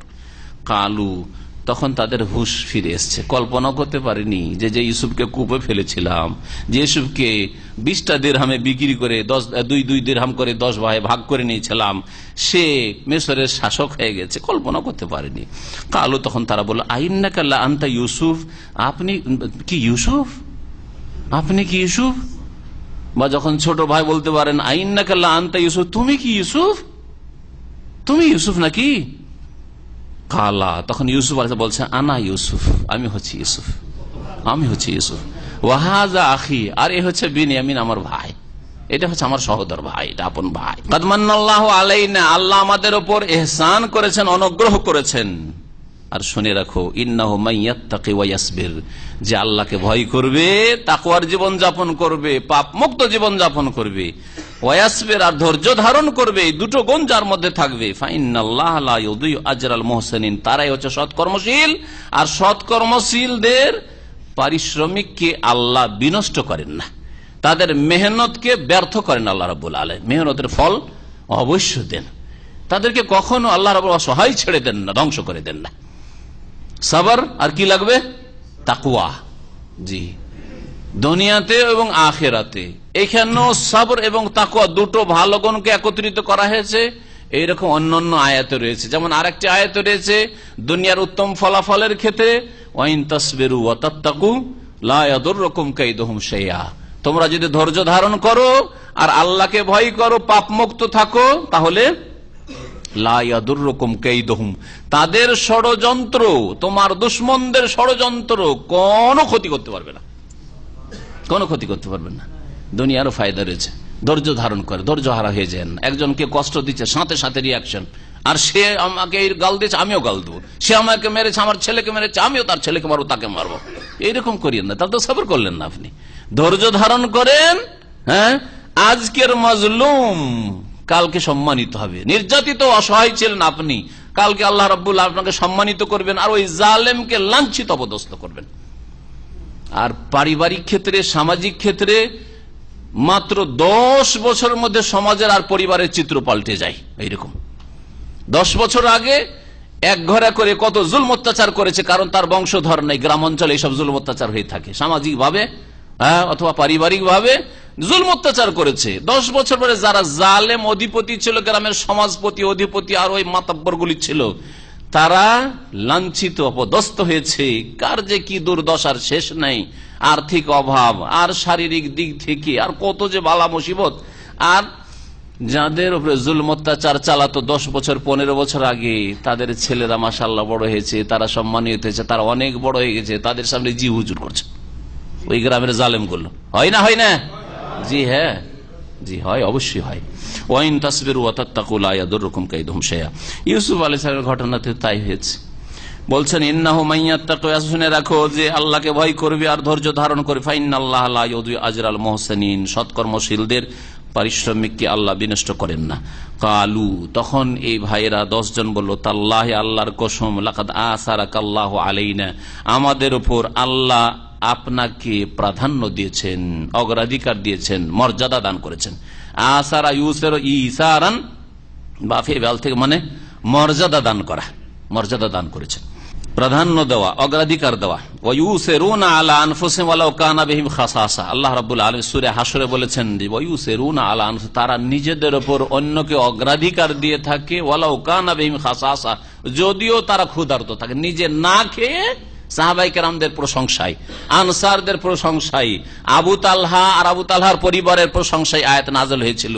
রাতে কিছুই খায়নি অনাহারে, আর মেহমানের সাথে আরবদের বসতে হবে, না হলে মেহমান একাই খাবে না। বাতি নিভিয়ে দিয়েছে, আর স্ত্রী বলছে বাতিটাতে একটু তেল দিয়ে নিয়ে এসে ওইদিকে বলেছে তুমি ওইদিকে বিলম্ব করে দিবে, অন্ধকারে থেকে যাব, আর ততক্ষণে আমি মিছামিছি মুখটাকে একটু নড়াবো, মনে হচ্ছে খাচ্ছি, মেহমান বুঝবে যে অন্ধকারে খাচ্ছে, আর পুরোটা যাতে করে মেহমান খেয়ে নেই, কারণ মেহমানের সমানই খাবার আছে, ওর বেশি খাবার নেই। আল্লাহ রাব্বুল আলামিন এত সন্তুষ্ট হয়েছিলেন, আল্লাহ রাব্বুল এত রাজি হয়েছিলেন এই আবু তালহার ওপর আর আবু তালহার বিবির ওপর, যে আল্লাহ কোরআনে কারীম থেকে আয়াত নাযিল করে দিয়েছিলেন। ফজরে যাচ্ছেন মসজিদে নববীতে, রাসূলুল্লাহ সাল্লাল্লাহু আলাইহি ওয়াসাল্লাম মুস্কি মুস্কি হাসছেন, বলছেন আবু তালহা তোমার তামাশা আল্লাহ আরশ আজিম থেকে দেখেছেন। মানুষ দেখেনি, রাতের অন্ধকারে একটা গরিব, একটা অতিথি, একটা মুসাফিরকে খাওয়িয়েছে, মানুষে দেখেনি, আর মানুষকে দেখার কোনো প্রয়োজন করে না, কিন্তু আল্লাহ পাক রব্বুল যিনি উত্তম প্রতিদান দেবেন তিনি দেখেছেন। ইউসিরুনা সেখানে ব্যবহার হয়েছে। লাকাদ আসারাকাল্লাহু আলাইনা, আল্লাহর কসম করে বলছি, নিঃসন্দেহে আল্লাহ তোমাকে হে ইউসুফ আমাদের উপর মর্যাদা সম্পন্ন করেছেন। ওয়াইন কুন্না লাখাতিন, আর নিঃসন্দেহে, ওয়াইন্না ছিল আসলে, এটা মুখাফফাফ হয়েছে, নিঃসন্দেহে আমরা বড়ই ভুল করেছি, আমরাই ভুল পথে ছিলাম, অন্যায় কাজ করেছি। ভাবছে যে এখন আবার কোন রিয়াকশন না শুরু হয়ে যায়, আর আমরা সব আসামির কাঠগড়ে হাজির না হয়ে যায়, আমাদের বিচার শুরু না হয়ে যায়। যেমন আজকাল 40 বছর 50 বছর 100 বছর হইল, বেচারা 80-90 বছরের বৃদ্ধ মানুষ, তারপর তার বিচার চলতি আছে, ঠিক না? তো এইরকম না হয়। তো ইউসুফ আলাইহিস সালামের চরিত্র তার এইরকম না। কোথায় ইউসুফ আলাইহিস, কোথায় শেখ সাদিয়ার, কোথায় আর কিছু। ইউসুফ আলাইহিস সালাম বললেন কাল লা তাসরিবা আলাইকুমুল ইয়াউম, আজকে তোমাদের উপর কোনো ভর্ৎসনা নেই, কোন তিরস্কার নেই, কোন রকমের অভিযোগ নেই। তাসরিব সাররাবা ইউসাররাবু তাসরিব মানে কাউকে তিরস্কার করা, তুমি এই কাজ করেছো, রিয়াকশন তো দূরের কথা, কোন শাস্তি দেওয়া তো দূরের কথা, তিরস্কারও করব না, যে তোমরা মানুষের মতো আচরণ করেছো, এটা তোমাদের জন্য উচিত হয়েছে, তোমাদের বিবেকটাও ছিল না, তোমরা এমন মানুষ, এগুলো আমরা করে থাকি কিন্তু, তাই না? কাউকে মাফ করি, কিন্তু মাফ করার আগে মনের যতগুলি ঝাল আছে সবগুলি ঝালকে বের করে ফেলি। তুই এইরকম, তুই এইরকম, তুই এইরকম, তুই এই করেছিস, তোর জন্য এত করলাম, এই করলাম, সেই করলাম, তোকে মানুষ করলাম, আর তোকে কত কি করলাম, তুই এই করেছিস, করার পরে শেষখানে হাত পা ধরেন, তখন মাফ, ঠিক না? এরা হাত পা ধরেছিল, এ ভাইগুলো এত বড় জুলুম, হাত পা ধরেছিল, আর না তিরস্কার করেছিলেন, না করেন নাই, আল্লাহর সন্তুষ্টির জন্য মাফ করে দিয়েছেন। তো মাফটা এরকম করতে হবে, হেয় প্রতিপন্ন করে আর মানহানি করে তারপরে ক্ষমা করবেন, এটা ভালো কাজ নয়। লা তাসরিবা আলাইকুমুল ইয়াউম, আজকে তোমাদের কোন রকমের তিরস্কার নেই। ইয়াগফিরুল্লাহু লাকুম, আল্লাহ তোমাদেরকে মাফ করে দিন, আল্লাহ যেন তোমাদেরকে ক্ষমা করে। দরখাস্ত করি ভাইয়ের কাছে, কিন্তু ভাইয়ের উদারতা, ইউসুফ আলাইহিস সালামের উদারতা, মন যত বড় হবে আল্লাহ তত বড় করবেন, মনটাকে বড় করে আল্লাহ তত বড় করবেন। জি হ্যাঁ, আল্লাহ রাব্বুল আলামিন যেন আমাদেরকে তৌফিক দান করেন। ইয়াগফিরুল্লাহু লাকুম, আল্লাহ তোমাদেরকে যেন ক্ষমা করে দেন। ওয়া হুয়া আরহামুর রাহিমিন, তিনি হচ্ছেন দয়ালুদের সবচেয়ে বড় দয়ালু। ইযহাবু বিকামিসি হাযা, এক কাজ করো, তোমার আমার এই জামাটি নিয়ে যাও, বাপের কাছে নিয়ে যাও, ফাআলকুহু আলা ওয়াজহি আবি, আর আমার পিতার চেহারাতে গিয়ে নিক্ষেপ করো, আমার পিতার মুখমণ্ডলে নিয়ে গিয়ে এই জামাটি লাগিয়ে দাও। এই মুখমণ্ডলে ফেলতেই সুবহানাল্লাহ দৃষ্টিশক্তি ফিরে আসলো। দীর্ঘদিনে দৃষ্টিশক্তি হারিয়ে গেছে। সাদা হয়ে যাওয়ার কথা কেন বলা হয়েছে? চক্ষু সাদা হয়ে গেছিল, কোরআন ভাষাতে বলা হয়েছে না, হয় নাই? আবিয়াদ মানে সাদা, অবিয়াদ তাই না, চোখ সাদা হয়ে গেছে। চোখে সাদা অংশ আছে আর চোখে কালো অংশ আছে, আছে না নেই? কালো অংশ যদি না থাকে তাহলে দেখতে পাবেন। তো সাদা অংশটি বৃদ্ধি পেয়ে কালো অংশকে ঢেকে নিয়েছিল, যার ফলে দৃষ্টিশক্তি হারিয়ে গেছিল কাঁদতে কাঁদতে আর শোকে। বলছেন যে যা যা ফালকুহা আলা ওয়াজহি, আমার পিতার মুখমণ্ডলের ওপর এই জামাটি, আমার জামাটি গিয়ে নিক্ষেপ করবে। ইয়াতে বাসিরান, তখন আমার আব্বা দৃষ্টিশক্তি ফিরিয়ে পাবে। ওয়াতুনি বিআহলিকুম আজমাইন, তোমাদের সকল পরিবারের সদস্যদেরকে নিয়ে আমার কাছে চলে আসো। আব্বা আম্মাকে, তোমাদের পরিবারে যে কেউ আছে, প্রত্যেক ভাইয়ের ছেলে মেয়ে যা আছে, নাতি নাতনি, সবাইকে নিয়ে আসো। তাফসীরকাররা লিখেছেন যেই সময় এই কাফেলা ইয়াকুব আলাইহিস সালাম এবং তার ছেলেরা আর ছেলের ছেলেরা মেয়েরা সবকে নিয়ে বেরোয়, তাদের সংখ্যা ছিল 93। এই 93 জনের কাফেলা আওলাদ এতদিন দূরে। ইউসুফ আলাইহিস সালাম যখন ছোটবেলায় নাবালক, তখন তাকে কূপে নিক্ষেপ করেছে আর সেখান থেকে আবার বিক্রি করেছে, ঠিক? আর এতদিন নেই, সমস্ত ভাইদের ছেলে মেয়েদের সংখ্যা পরিবারের সদস্য 93। ওয়ালাম্মা ফাসালাতিল ঈর, এদিকে জামা দিয়ে পাঠিয়েছেন ইউসুফ আলাইহিস সালাম, আর জামা নিয়ে কাফেলা যাত্রী দল বেরিয়েছে মিশর থেকে। বের হওয়ার সাথে সাথেই ইয়াকুব আলাইহিস সালামের একটি মুজিজা, অলৌকিকত্ব, আল্লাহর হাতে মুজিজা, ঠিক কিনা? এতদিন পরে মুজিজা হচ্ছে। যদি নবীর হাতে, ইয়াকুবের হাতেই থাকতো আলাইহিস সালাম, তাহলে প্রথম দিন যখন কূপে ফেলা হয়েছিল তখনই তার মুজিজার ক্ষমতা দিয়ে কূপ থেকে উঠিয়ে নিয়ে চলে আসতেন, অথবা কূপে ফেলতেই দিতেন না, সব জেনে নিতেন। যেমন আমাদের দেশের এক শ্রেণীর বিদাতিরা, কবর মাজারপন্থীরা বলে নবীরা আলেমুল গায়েব, নবীরা হাজির নাজির। তো আলেমুল গায়েব তো সব তো জানছেন, যে এরা পরামর্শ মিটিং করে এসছে আমার ছেলেকে নিয়ে গিয়ে কূপে ফেলবে নয় মারবে, আগে থেকে তো জানছেন। আচ্ছা, জানা হইলো, তারপরে দেখতে পাচ্ছেন যে নিয়ে গেল ওই কূপের কাছে, কূপে ফেলছে, জানতে পারেন না, তারপরে ছেলেকে ফেলতে দিচ্ছেন নাকি? এটা তো আলেমুল গায়েব হলো। হাজির নাজির, হাজির মানে সব জায়গায় হাজির, তাই না? আর নাজির মানে সবকিছুর উপর নজরদারি রাখেন। তাহলে তো ইয়াকুব আলাইহিস সালাম বাড়ি থেকে ওখানে হাজির, কূপের কাছে হাজির, ঠিক কিনা? আর নাজির মানে কূপের কাছে সবকিছু দেখছেন, তার চোখের সামনে তিনি হাজির, আর চোখের সামনে ছেলেকে কূপে ফেলা হচ্ছে নাকি? বলেন তো কত ভণ্ডামি এগুলো, আর কত বড় শিরকি আকীদা, কত বড় শিরকি আকীদা, চিন্তা করেন। আর এরাই নিজেদেরকে আবার আহলে সুন্নাত ওয়াল জামাত আর সুন্নি বলে। এরা নিজেদের কি বলে? সুন্নি বলে। আর যদি এর বিপরীত বলে যে নবীর আলেমুল গায়েব না, হাজির নাজির না বলে, তাহলে ওয়াহাবি। মুসলিমদেরকে তারা দুই ভাগে ভাগ করেছে, ওয়াহাবি আর সুন্নি। কবর মাজার পূজা করতে বললে সুন্নি হয়, আর কবর মাজার পূজার বিরোধিতা করলে, পীর পূজার বিরোধিতা করলে, পীর মুরিদের ব্যবসার বিরোধিতা করলে ওয়াহাবি হয়ে যায়। এ হচ্ছে ওয়াহাবির সংজ্ঞা, বুঝতে পারলেন? কোরআন হাদিসের দলিলের কথা বললে ওয়াহাবি হয়ে যায়, আর বিনা দলিলে অন্ধভাবে পীর বুজুর্গ মুরব্বীদেরকে যদি মানে তারাই উদ্ধার করে, হ্যাঁ, ডুবে যাওয়া জাহাজ উদ্ধার করে, আর তারা আলেমুল গায়েব হাজির নাজির সবকিছুর ক্ষমতা রাখে, তারাই ছেলে মেয়ে দিতে পারে, তারা রোগ ভালো করতে পারে, আর মাজারওয়ালাই সবকিছু দিতে পারে, আল্লাহ শুধু বসে আছেন আর সবকিছু দায়িত্ব ভাড়াপনা সব দিয়ে দিয়েছেন এদেরকে, ওলি আউলিয়াদেরকে, গস কুতুবদেরকে। এইসব আকীদা পেশ করতে পারলে ভারত, বাংলাদেশ, পাকিস্তানে সুন্নি হয়ে যায়, বুঝলেন না? এ হচ্ছে দেশি সুন্নি আমাদের, এগুলো হলো দেশি সুন্নি। ভারতীয় সুন্নি, পাকিস্তানি সুন্নি আর বাংলাদেশি সুন্নি হচ্ছে এগুলো সুন্নি।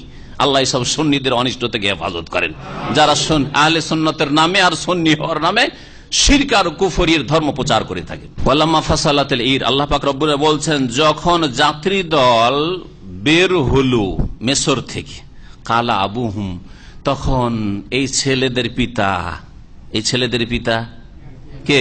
ইয়াকুব আলাইহিস সালাম বললেন ইন্নী লা আজিদু রিহা ইউসুফ, তার পরিবার পরিজন, বাড়িতে যে বউ বেটিরা আছে, নাতি নাতনিরা আছে, সবাইকে বলছে ইন্নী লা আজিদু রিহা ইউসুফ। ছেলেরা তো সব চলে গেছে মিশর থেকে, এখন বের হচ্ছে, ঠিক কিনা? এখানে যারা আছে বাকি বাড়ির সদস্য, তাদেরকে বলছে যে নিঃসন্দেহে আমি ইউসুফ আলাইহিস সালামের ঘ্রাণ পাচ্ছি, ইউসুফের ঘ্রাণ পাচ্ছি। কাছেই, বাড়ির বাইরে, মাঠে কূপে ফেলা হয়েছে, তখন ঘ্রাণ পাননি। তাহলে বোঝা গেল যে মুজিজা কার হাতে? আল্লাহ পাকের হাতে একমাত্র। মুজিজা কার হাতে? আল্লাহর হাতে। নবী নয়, নবীদের মাধ্যমে আল্লাহ যদি কোনো অসাধারণ কিছু ঘটান সেটাকে বলা হয় মুজিজা। নবী ছাড়া অন্য কোন নেক লোকের হাতে আল্লাহ যদি ঘটান অসাধারণ কোনো কিছু, তাহলে তাকে কি বলা হয়? কারামত বলা হয়। তো নবীদের হাতে যদি মুজিজা না থাকে তো কারামত আবার জিলানী চিশতির হাতে নাকি? হ্যাঁ, না নানতবীর হাতে আর মাক্কি সাহেবের হাতে আর গাঙ্গোহির হাতে? বলুন তো দেখি। তাহলে যদি কারামত হয় তাহলে কারামত কার হাতে? একমাত্র আল্লাহ পাকের হাতে।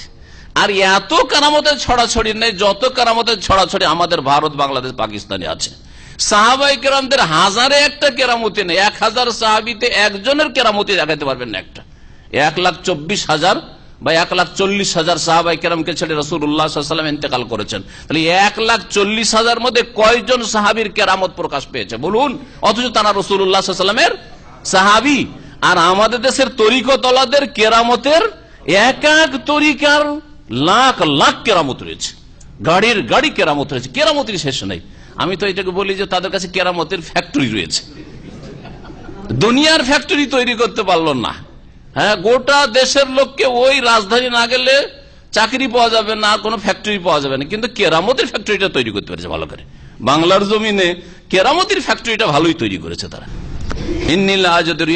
আমি ইউসুফ আলাইহিস সালামের ঘ্রাণ পাচ্ছি, যদি তোমরা আমাকে দিশেহারা না মনে করো, ভারসাম্যহীন না মনে করো।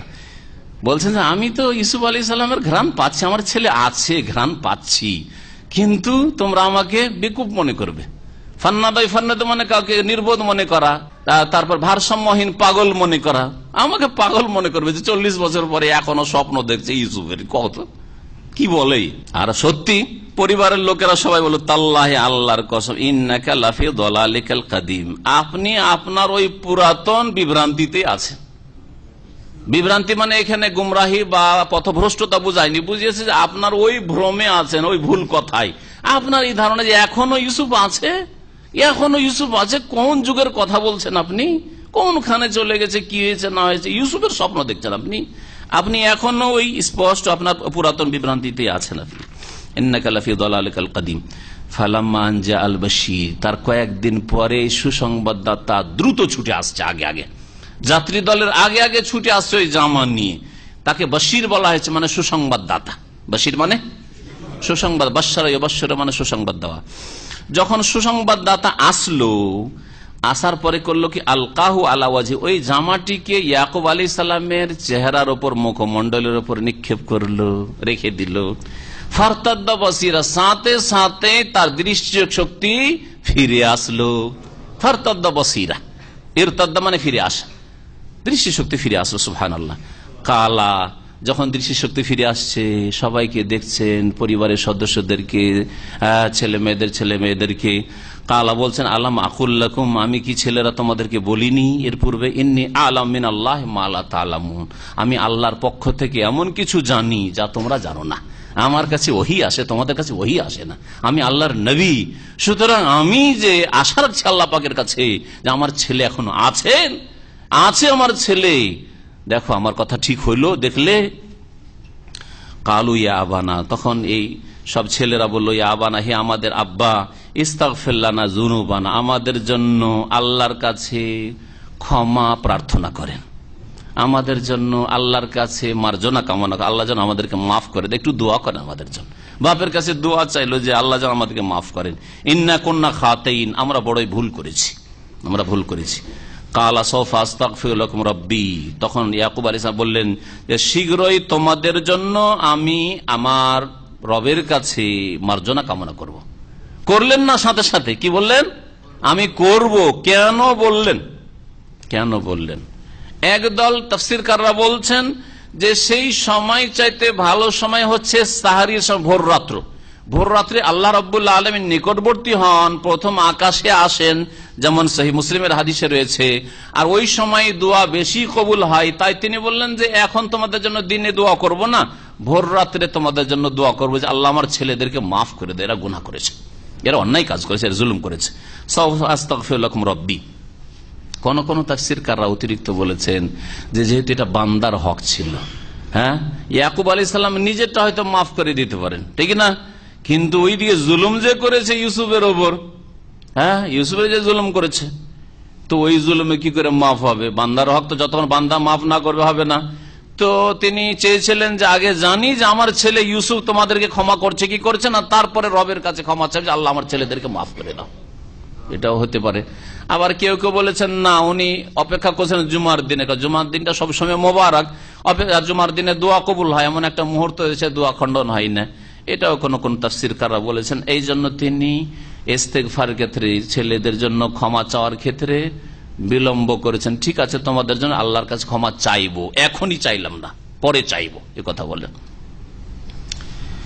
তাফসীরকাররা বলেছেন যে একজন যুবক আর একজন বৃদ্ধে পার্থক্য রয়েছে। হ্যাঁ, দুইজনের সিদ্ধান্তে এবং চিন্তা চেতনায় কাজকর্মে পার্থক্য রয়েছে। ইউসুফ আলাইহিস সালামের কথা একটু আগে পড়লেন। ইউসুফ আলাইহিস সালাম যখন পরিচয় দিয়ে দিলেন যে আমি ইউসুফ, তখন তারা কি বলেছিল? তারা দরখাস্ত করা ছাড়াই তারা শুধু কি বলেছিল, আমরা ভুল করেছি, এটুকু ইন্না কুন্না লাখাতিন, কিন্তু তার কাছে ক্ষমাও চাইনি, কিছুই করেনি, নিজে থেকে লা তাসরিবা আলাইকুমুল ইয়াওমা ইয়াগফিরুল্লাহু লাকুম, তোমাদেরকে কোনো তিরস্কার করব না, কোনো অভিযোগ তোমাদের বিরুদ্ধে নেই, আল্লাহ যেন তোমাদেরকে মাফ করে দেন। চট করে আল্লাহর কাছে দোয়া করলেন যে আল্লাহ যেন তোমাদেরকে মাফ করে। ঠিক না? যুবক মানুষ। পক্ষান্তরে বৃদ্ধ মানুষ ইয়াকুব আলাইহিস সালাম না, বিলম্ব করে তোমাদের জন্য আমি আল্লাহর কাছে ক্ষমা চাইব। ফালাম্মা দাখালু আলা ইউসুফ আওয়া ইলাইহি আবাওয়াইহি, যাই হোক, তারপরে যেহেতু ডেকে পাঠিয়েছেন যে সবাইকে নিয়ে আসো, ইয়াকুব আলাইহিস সালাম তার ছেলেদেরকে, সব যে পরিবারের সদস্য সবাইকে নিয়ে চলে গেলেন ছেলের কাছে মিসরে। হিজরত করলেন কোত্থেকে? ফিলিস্তিন থেকে হিজরত করলেন মিসরে। বনি ইসরায়েলদের আসল এলাকা প্যালেস্টাইনই ছিল, ফিলিস্তিন ছিল বাইতুল মুকাদ্দাসের চারিদিকে। এই প্রথম হিজরত বনি ইসরায়েলদের ইউসুফ আলাইহিস সালামের কাছে, ইউসুফ আলাইহিস যেহেতু শাসক। এই জন্য মুসা আলাইহিস সালামের যখন ঘটনা ঘটে তার সাথে একটু মিলিয়ে নেন, বুঝতে সুবিধা হবে কোরআনে কারীম। মুসা আলাইহিস সালাম কার দাওয়াতের জন্য প্রেরিত হয়েছিলেন?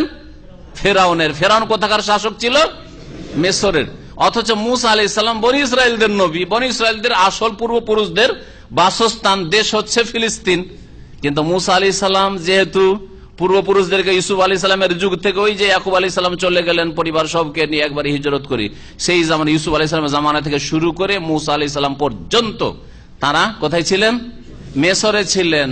আল্লাহ আবার বনি ইসরাইলকে মুসা আলাইহিস সালামের সাথে ফিরিয়ে দিতে চাইলেন যে তোমাদের আরজে মুকাদ্দাসায় ফিরে যাও। এই জন্য ফেরাউন ধ্বংস হয়ে গেল, ফেরাউনের সেনাবাহিনী ধ্বংস হয়ে গেল। গদিতে যাওয়ার জন্য আর গদি দখলের জন্য মুসা আলাইহিস সালাম আর ফিরে মিসরে যান নাই, বরং তিহের ময়দানে আসলেন। আর ওখান থেকে তখন আল্লাহর হুকুম হলে যে এদেরকে নিয়ে প্রবেশ করো এতে ফিলিস্তিনে, তোমাদের দেশে আরজে মুকাদ্দাসা, উদখুলুল আরদাল মুকাদ্দাসাতাল্লাতী কাতাবাল্লাহু লাকুম ওয়া লা তারতাদ্দু আলা আদবারিকুম ফাতানকালিবু খাসিরিন, যার জন্য জিহাদ করতে হয়েছে। যাই হোক, বলছেন ফালাম্মা দাখালু আলা ইউসুফ, সফর শুরু করলেন আর মিসরে পৌঁছে গেলেন, ইউসুফ আলাইহিস সালামের কাছে প্রবেশ করলেন। তাফসীরকাররা লিখেছেন ইউসুফ আলাইহিস সালাম জানতে পারলেন যে তার আব্বা আম্মা সব আসছে আর গোটা বংশের লোকেরা আসছে অভ্যর্থনার জন্য। শহরের বাইরে আসলেন তিনি, তার সাথে অনেক সেনাবাহিনী আর দেশবাসী, এমনকি রাজা, সেইখানকার যে রাজা মালিক কিং ছিল তিনিও আসলেন বেরিয়া। সবাই মিলে ইস্তেকবাল করে অভ্যর্থনা জানিয়ে নিয়ে গেলেন। আল্লাহ পাক বলছেন যে যখন তারা প্রবেশ করলো ইউসুফ আলাইহিস সালামের কাছে, আওয়া ইলাইহি আবাওয়াইহি, তখন আশ্রয় দান করলেন ইউসুফ আলাইহিস সালাম নিজের কাছে তার মাতা পিতাকে, ওয়াকাল, আর বলেন উদখুলু মিসরা ইনশাআল্লাহ আমিনিন, তোমরা মিসরে প্রবেশ করো আল্লাহ যদি চান নিরাপদ ভাবে, কোনো চিন্তা করবে না, এখানে কোনো তোমাদের ভয় ভীতি নেই, কোনো ভয় ভীতি নেই। কারণ চোরের মন পুলিশ হতে পারে না, তে ভাইরা চিন্তা করতে পারে যে এখন হয়তো কোনো প্রতিক্রিয়া দেখালো না ইউসুফ, পরে আবার এই দেশে বসবাস করিয়ে দিয়ে পরে আমাদেরকে না ফাঁসিয়ে দেয়, কিছু আশ্বস্ত করছেন। উদখুলু মিসরা ইনশাআল্লাহ আমিন, তোমরা নিরাপদ এখানে থাকবো। রাফা আবাওয়াইহি আলাল আরশি, এবং তিনি বসালেন তার মাতা পিতাকে সিংহাসনে। ইউসুফ আলাইহিস সালাম তার সিংহাসনে, তার পাশে মাতা পিতাকে বসালেন। ওয়া খাররু লাহু সুজদান, আর তার ভাইয়েরা সকলে সিজদায় অবনত হইল। সেই যুগে তাজিমের সেজদা, শ্রদ্ধার সেজদা বৈধ ছিল। শেষ নবীর উম্মতে প্রিয় নবী মুহাম্মদ রাসূলুল্লাহ সাল্লাল্লাহু আলাইহি সাল্লাম কঠোর ভাবে নিষেধ করেছেন, কোন সিজদা আল্লাহ ছাড়া অন্যের জন্য নেই। কিন্তু আগের যুগে শাসকদের সামনে, রাজার সামনে অথবা বড় ব্যক্তির সামনে, ধর্মগুরুর সামনে সিজদা করা বৈধ ছিল। আজকাল কবর পূজারীরাও ওইখান থেকে সিজদা নিয়েছে, যে ইউসুফ আলাইহিস সালামের সামনে গিয়ে তার ভাইয়েরা সিজদা করেছে, সুতরাং আমরা যদি মাজারে সিজদা করলাম তো কি হইলো, কোন দোষ করলাম? সিজদা তাজিমি করলাম। আমরা যদি আমার পীরকে সিজদা করলাম তো অসুবিধাটা কি হইলো? উম্মত হচ্ছে কার? উম্মত হচ্ছে মুহাম্মদ সাল্লাল্লাহু আলাইহি ওয়াসাল্লামের। আর দলিল কার পেশ করে? ইয়াকুবের যুগের, ইউসুফের যুগের দলিল পেশ করে। গোমরাহ না? আগের শরীয়ত আমাদের শরীয়ত না, এই বিষয়ে উম্মতের ইজমা, ঐক্যমত রয়েছে। ইমাম আবু হানিফা, শাফি, মালিক, আহমদ, সকলের মুহাদ্দিসিন ফুকাহা সবাই একমত যে আগের উম্মতের কোন বিধিবিধান আমাদের জন্য প্রযোজ্য না। তবে যেটাকে সমর্থন দিয়েছে রাসূলুল্লাহ, যদি সমর্থন দিয়ে থাকে, যদি সমর্থন দিয়ে, যেমন কুরবানি, কুরবানি ইব্রাহিম আলাইহিস সালামের কুরবানি শুরু করেছে ইব্রাহিম আলাইহিস সালাম, আমরা করছি কুরবানি, ঠিক না? হজ উমরা, ইব্রাহিম আলাইহিস সালাম হজের ঘোষণা করেছেন, আমরা হজ করছি, উমরা করছি। ইব্রাহিম আলাইহিস সালাম তওয়াফ করেছেন বাইতুল্লাহ, আমরা বাইতুল্লাহর তওয়াফ করছি। কেন করছি? ইব্রাহিমের ধর্ম বলে করছি না। রাসূলুল্লাহ সাল্লাল্লাহু আলাইহি সাল্লাম যেহেতু সমর্থন দিয়েছেন, অনুমোদন দিয়েছেন, স্বীকৃতি দিয়েছেন, সেই জন্য। যদি তিনি না দিতেন, নাকচ করে দিতেন, তাহলে কখনো আমরা করতাম না। আল্লাহ কি বলেছেন সূরা হাশর, আম্মা আতাকুমুর রাসূল, রাসূল সাল্লাল্লাহু আলাইহি ওয়াসাল্লাম যা তোমাদেরকে দেন তা গ্রহণ করো, ফাখুযুহু। এই কথা তো বলেন নাই যে কোন নবী যা দেন তাই গ্রহণ করো, আছে কি না? কখনো না। আচ্ছা, নবী করিম সাল্লাল্লাহু আলাইহি ওয়াসাল্লাম যে আল্লাহ ছাড়া অন্যকে সিজদা করতে কঠোর ভাবে নিষেধ করেছেন, এই হাদিসটা এখানে শুনিয়ে দিই, কারণ সিজদার কথা যেহেতু আসলো, আর ওই বেরেলভীরা, এইরকম পীর পূজারীরা, তারা তাদের সিজদা তারা জীবিত মৃতদের করে থাকে, তাদের বুজুর্গদের, পীরদের, সেই জন্য নবী সাল্লাল্লাহু আলাইহি ওয়াসাল্লাম কঠোর ভাবে নিষেধ করেছেন। বলছেন সহিহ হাদিস, আন্না মুআযান কাদিমাশ শাম, মুআয শাম দেশে গিয়েছিলেন, ফাওয়াজাদুহুম ইয়াসজুদুন লিআসাকিফাতিহিম, শাম দেশের লোকদেরকে দেখেন তারা তাদের ধর্মগুরুদেরকে সিজদা করছে। ফালাম্মা রাজা সাজাদা লিরাসূলিল্লাহ সাল্লাল্লাহু আলাইহি ওয়াসাল্লাম, মুআয ইবনে জাবাল শাম দেশ থেকে ফিরে এসে রাসূলুল্লাহ সাল্লাল্লাহু আলাইহি ওয়াসাল্লামকে সিজদা করে ফেলেছেন। দেখে এসেছে তারা যদি তাদের গুরুদেরকে সিজদা করে তো আমার তো রাসূল, আরে ওরা তো রাসূলও নয়, রাসূলও নয় সব। ও ধর্মগুরুদেরকে যদি, পোপ পাদ্রীদেরকে, চার্চের যারা ধর্মগুরু তাদেরকে যদি তারা সিজদা করে, তাহলে আমি কেন সিজদা করবো? রাসূলুল্লাহ সাল্লাল্লাহু আলাইহি ওয়াসাল্লামকে সিজদা করে ফেলেছে। ফাকাল বললে, মা হাযা ইয়া মুআয, নবী বলছে এটা কি করলে মুআয? ফাকাল ইন্নী রাআইতুহুম ইয়াসজুদুনা লিআসাকিফাতিহিম, আমি দেখলাম যে শাম দেশের লোকেরা তাদের ধর্মগুরুদেরকে সিজদা করছে। ওয়া আনতা আহাক্কু আন ইউসজাদা লাকা ইয়া রাসূলুল্লাহ, হে আল্লাহ রাসূল, আপনি সিজদার বেশি হক রাখেন। ওরা যদি সিজদা করতে পারে ওদেরকে, তাহলে আপনাকে সিজদা বেশি করা উচিত, কেন সিজদা করবো না আমরা? তাহলে এই ধ্যান ধারণা কোত্থেকে নিয়ে আসলেন? হ্যাঁ, রসুলের কাছ থেকে না বিজাতির কাছ থেকে? বিজাতির ধ্যান ধারণা চলবে না। মুসলিম দেশ আর পাচার করে নিয়ে আসবেন গণতন্ত্র, আব্রাহাম লিঙ্কন, এটা চলবে না। কথা বোঝা গেছে? বিজাতির সভ্যতা নিয়ে আসা চলবে না, কাফেরদের ধর্মকর্ম নিয়ে আসা চলবে না। হ্যাঁ, মুসলিম বাপ মা মারা গেল আর হিন্দুদের ভোজ ভান্ডার নিয়ে আসবেন আর ভোজ করে খাবেন, এটা চলবে না।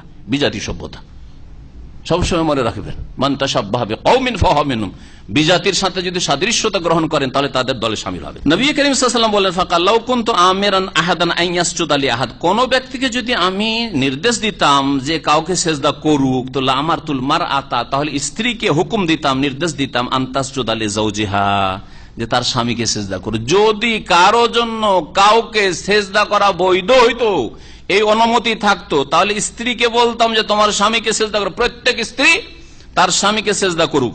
লিইজামে হাক্কিহি আলাইহা, কারণ স্বামীর বড় হক রয়েছে স্ত্রীর ওপর, এই হক আদায় করতে গিয়ে সিজদা বৈধ করে দিতাম। কিন্তু এই সিজদাও যেহেতু জায়েজ নয়, সুতরাং রাসূলুল্লাহকে সিজদা করাও জায়েজ নয়। বারণ করলেন না? করলেন না? যদি মুহাম্মদ রাসূলুল্লাহকে সিজদা করতে বারণ করেন, তো আবার কবর মাজারে সিজদা করা আবার ধর্ম হইতে পারে নাকি মুসলিমদের? পীরকে সিজদা করা, পীরের পায়ে চুমা দেওয়া বা ঝুঁকে যাওয়া, এটা কি ধর্ম হইতে পারে নাকি? ফাসজুদু লিল্লাহ, আল্লাহ কি বলছেন? কাকে সিজদা করো?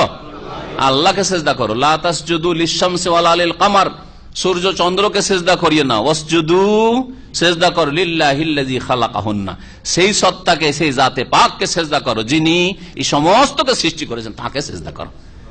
কোরআন হাদিস এটাই বলছে। সুতরাং যারা আল্লাহ ছাড়া অন্যকে সেজদা করবে তারা মুশরিক। ভালো করে শুনে রাখে, যারা আল্লাহ ছাড়া অন্যকে সেজদা করবে তারা মুশরিক, এতে কোনো সন্দেহ নেই। এই হাদিস ইবনে মাজার হাদিস এবং হাদিস সহিহ। আল্লাহ রাব্বুল আলামিন বলছেন আয়াত নম্বর 100-তে, ওয়ারাফা আবাওয়াহি আলাল আরশ, সিংহাসনে বাপ মাকে বসিয়ে নিলেন, ওয়াখারু লাহু সুজদান, আর সব ভাইরা আর সবাই সেজদায় পড়ে গেলেন, ওয়াকালা, আর বললেন ইয়া আবাতি, ইউসুফ আলাইহিস সালাম বললেন হে আব্বা, হাযা তাউইলু রুয়ায়া মিন ক্বাবলু, এর পূর্বে যে আমি স্বপ্নে দেখেছি সেই স্বপ্নের এই হচ্ছে বিবরণ ব্যাখ্যা।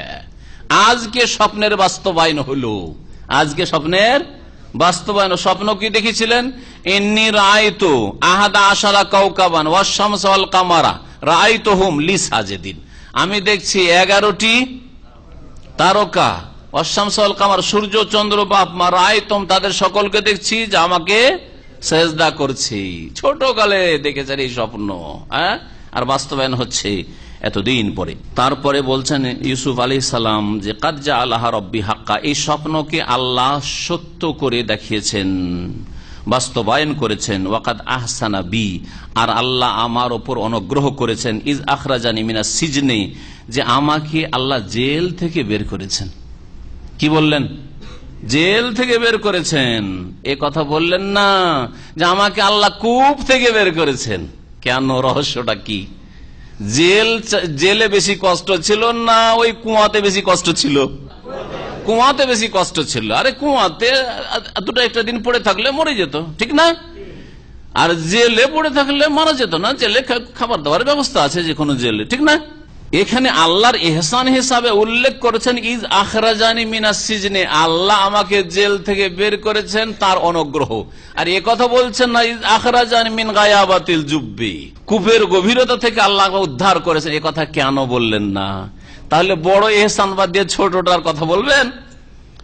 আচ্ছা বলুন তো দেখি, আপনাকে একবার কেউ 10,000 টাকা দিয়েছে, আর একবার আপনাকে 1 লাখ টাকা দিয়ে বিদেশে পাঠিয়েছে, আর ওই 1 লাখ টাকার বদলতে বিদেশে আপনি 20 লাখ টাকার মালিক হয়েছেন। যদি ওর সুনাম করেন তো বলবেন যে আল্লাহ আপনার ভালো করুক, আপনি 10,000 টাকা দিয়ে সাহায্য করেছেন। এই কথা বলবেন নাকি? কি বলবেন? হ্যাঁ, 1 লাখ দিয়ে আমার জীবনটাকে গড়ার জন্য একটা রাস্তা করে দিয়েছিলেন, জাযাকাল্লাহ খায়র। বলবেন না? বলবেন না? তাহলে ইউসুফ আলাইহিস সালাম কি এতটুকু বুঝতেন না? এটা কেন করলেন? এই উত্তর আপনাদের কাছ থেকে চাই।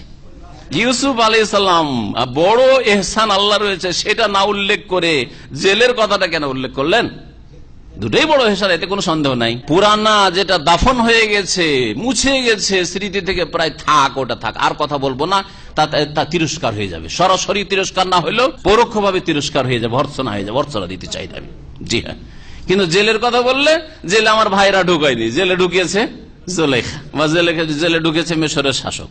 আরো মজার কথা শুনেন, এতে রয়েছে মিনাল বদউই, আর আপনাদেরকে আল্লাহ পাক নিয়ে এসেছে মিনাল বদউই, মরু অঞ্চল থেকে। বাদিয়া আর বদু, হ্যাঁ, বাদিয়া যেখানে মানুষ যাযাবর হয়ে বসবাস করে, বাড়ি ঘর বাঁধে না, তাঁবুতে বসবাস করে, পানি আর ঘাস যে কয়দিন আছে থাকে, তারপরে আবার যেখানে পানি ঘাস সেখানে চলে যায়। এইরকম যারা জীবন যাপন করে, আরব দেশগুলিতে প্রাচীন যুগে এইরকমই সব প্রায় লোকেরা বসবাস করতো, অল্প কিছু লোক ছাড়া। আর এখন অল্প কিছু লোক আছে যারা এখনো এইরকমই বকরি ছাগল আর উটের সাথে থাকে। যতদিন ওখানে ঘাস পাত আছে থাকলো, পানি আছে, পানিও শুকিয়ে গেল আর ঘাসও শেষ হয়ে গেল, চলো এখান থেকে 25, 50, 100 কিলোমিটার চলে গেল, যাওয়ার পরে ওখানে আবার শুরু করলো, এরকম ওখানে আবার চড়াইতে শুরু করলো, কোথাও বাড়ি তারা বাঁধে না। তো ওয়াজাআবিকুম মিনাল বদউই, আর আপনাদেরকে নিয়ে এসেছেন আল্লাহ রাব্বুল আলামিন মরু অঞ্চল থেকে। তাহলে বোঝা গেল যে ফিলিস্তিন তখন মরু অঞ্চল ছিল, এরা বেদুইনের মতো বসবাস করত। মিম্বাদে আন্নাজাগা শয়তান বাইনি ওয়া বাইনা ইখওয়াতি, শয়তান আমার মাঝে আর আমার ভাইদের মাঝে কুমন্ত্রণা সৃষ্টি করে দেওয়ার পরে, শয়তান আমার মাঝে আর আমার ভাইদের মাঝে কুমন্ত্রণা সৃষ্টি করে দেওয়ার পরে, বিভেদ সৃষ্টি করে দেওয়ার পরে। নাজাগা ইয়ানজাগা মানে হচ্ছে ইম্মা ইয়ানজাগান্নাকা মিনাশ শায়তান নাজগুন, শয়তান যদি তোমাকে কোনো কুমন্ত্রণা দেয়, কোনো পাপের কাজে প্ররোচিত করে, তো শয়তান আমার মাঝে আর আমার ভাইদের মাঝে বিভেদ সৃষ্টি করেছিল। এইরকম ভাষায় কেন বললেন? ইউসুফের কোনো দোষ ছিল কি? আমার মাঝে আপনার মাঝে দ্বন্দ্ব হয়েছে, এতে কি বুঝায় যে দুইজনেরই কিছু দোষ আছে, আমার কিছু দোষ আছে, আপনার কিছু দোষ আছে, ঠিক না? তো এইখানে কি ইউসুফ আলাইহিস সালামের সামান্যতম কিছু দোষ ছিল, না নির্দোষী ছেলেকে নিয়ে গিয়ে কূপে ফেলেছিল? তাহলে এইরকম করে কেন বললেন না যে আমার ভাইদের এইরকম অত্যাচারের পরে বা ভাইদের আমাকে কূপে ফেলে দেওয়ার পরে বা বিক্রি করে দেওয়ার পরে এই কথা কেন বললেন না? ওতেও আঘাত লাগতো। ভাইদের উপর দোষ না চাপিয়ে ইবলিশ শয়তান, জিন শয়তানের উপর দোষ, কারণ মূল কাজ করছে কে? এ কুমন্ত্রণ ওয়াসওয়াসা কে দিয়েছে? এই চক্রান্ত করে ইউসুফকে বাপের কাছ থেকে দূর করে দিতে হবে, কূপে ফেলতে হবে, কূপ থেকে উঠিয়েছে তখন বিক্রি করে দাও, আর দূরে চলে যাক, অন্য কোন দেশে চলে যাক। এগুলো কে শিখিয়েছে?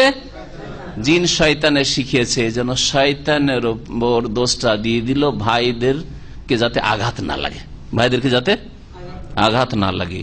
দোষ ভাইরাও করেছে আর দোষ জিন শয়তানও করেছে, কিন্তু মূল দোষ জিন শয়তানে করে, জিন শয়তান ওয়াসওয়াসা দিয়েছে, তারপরে এই কাজটা করেছে।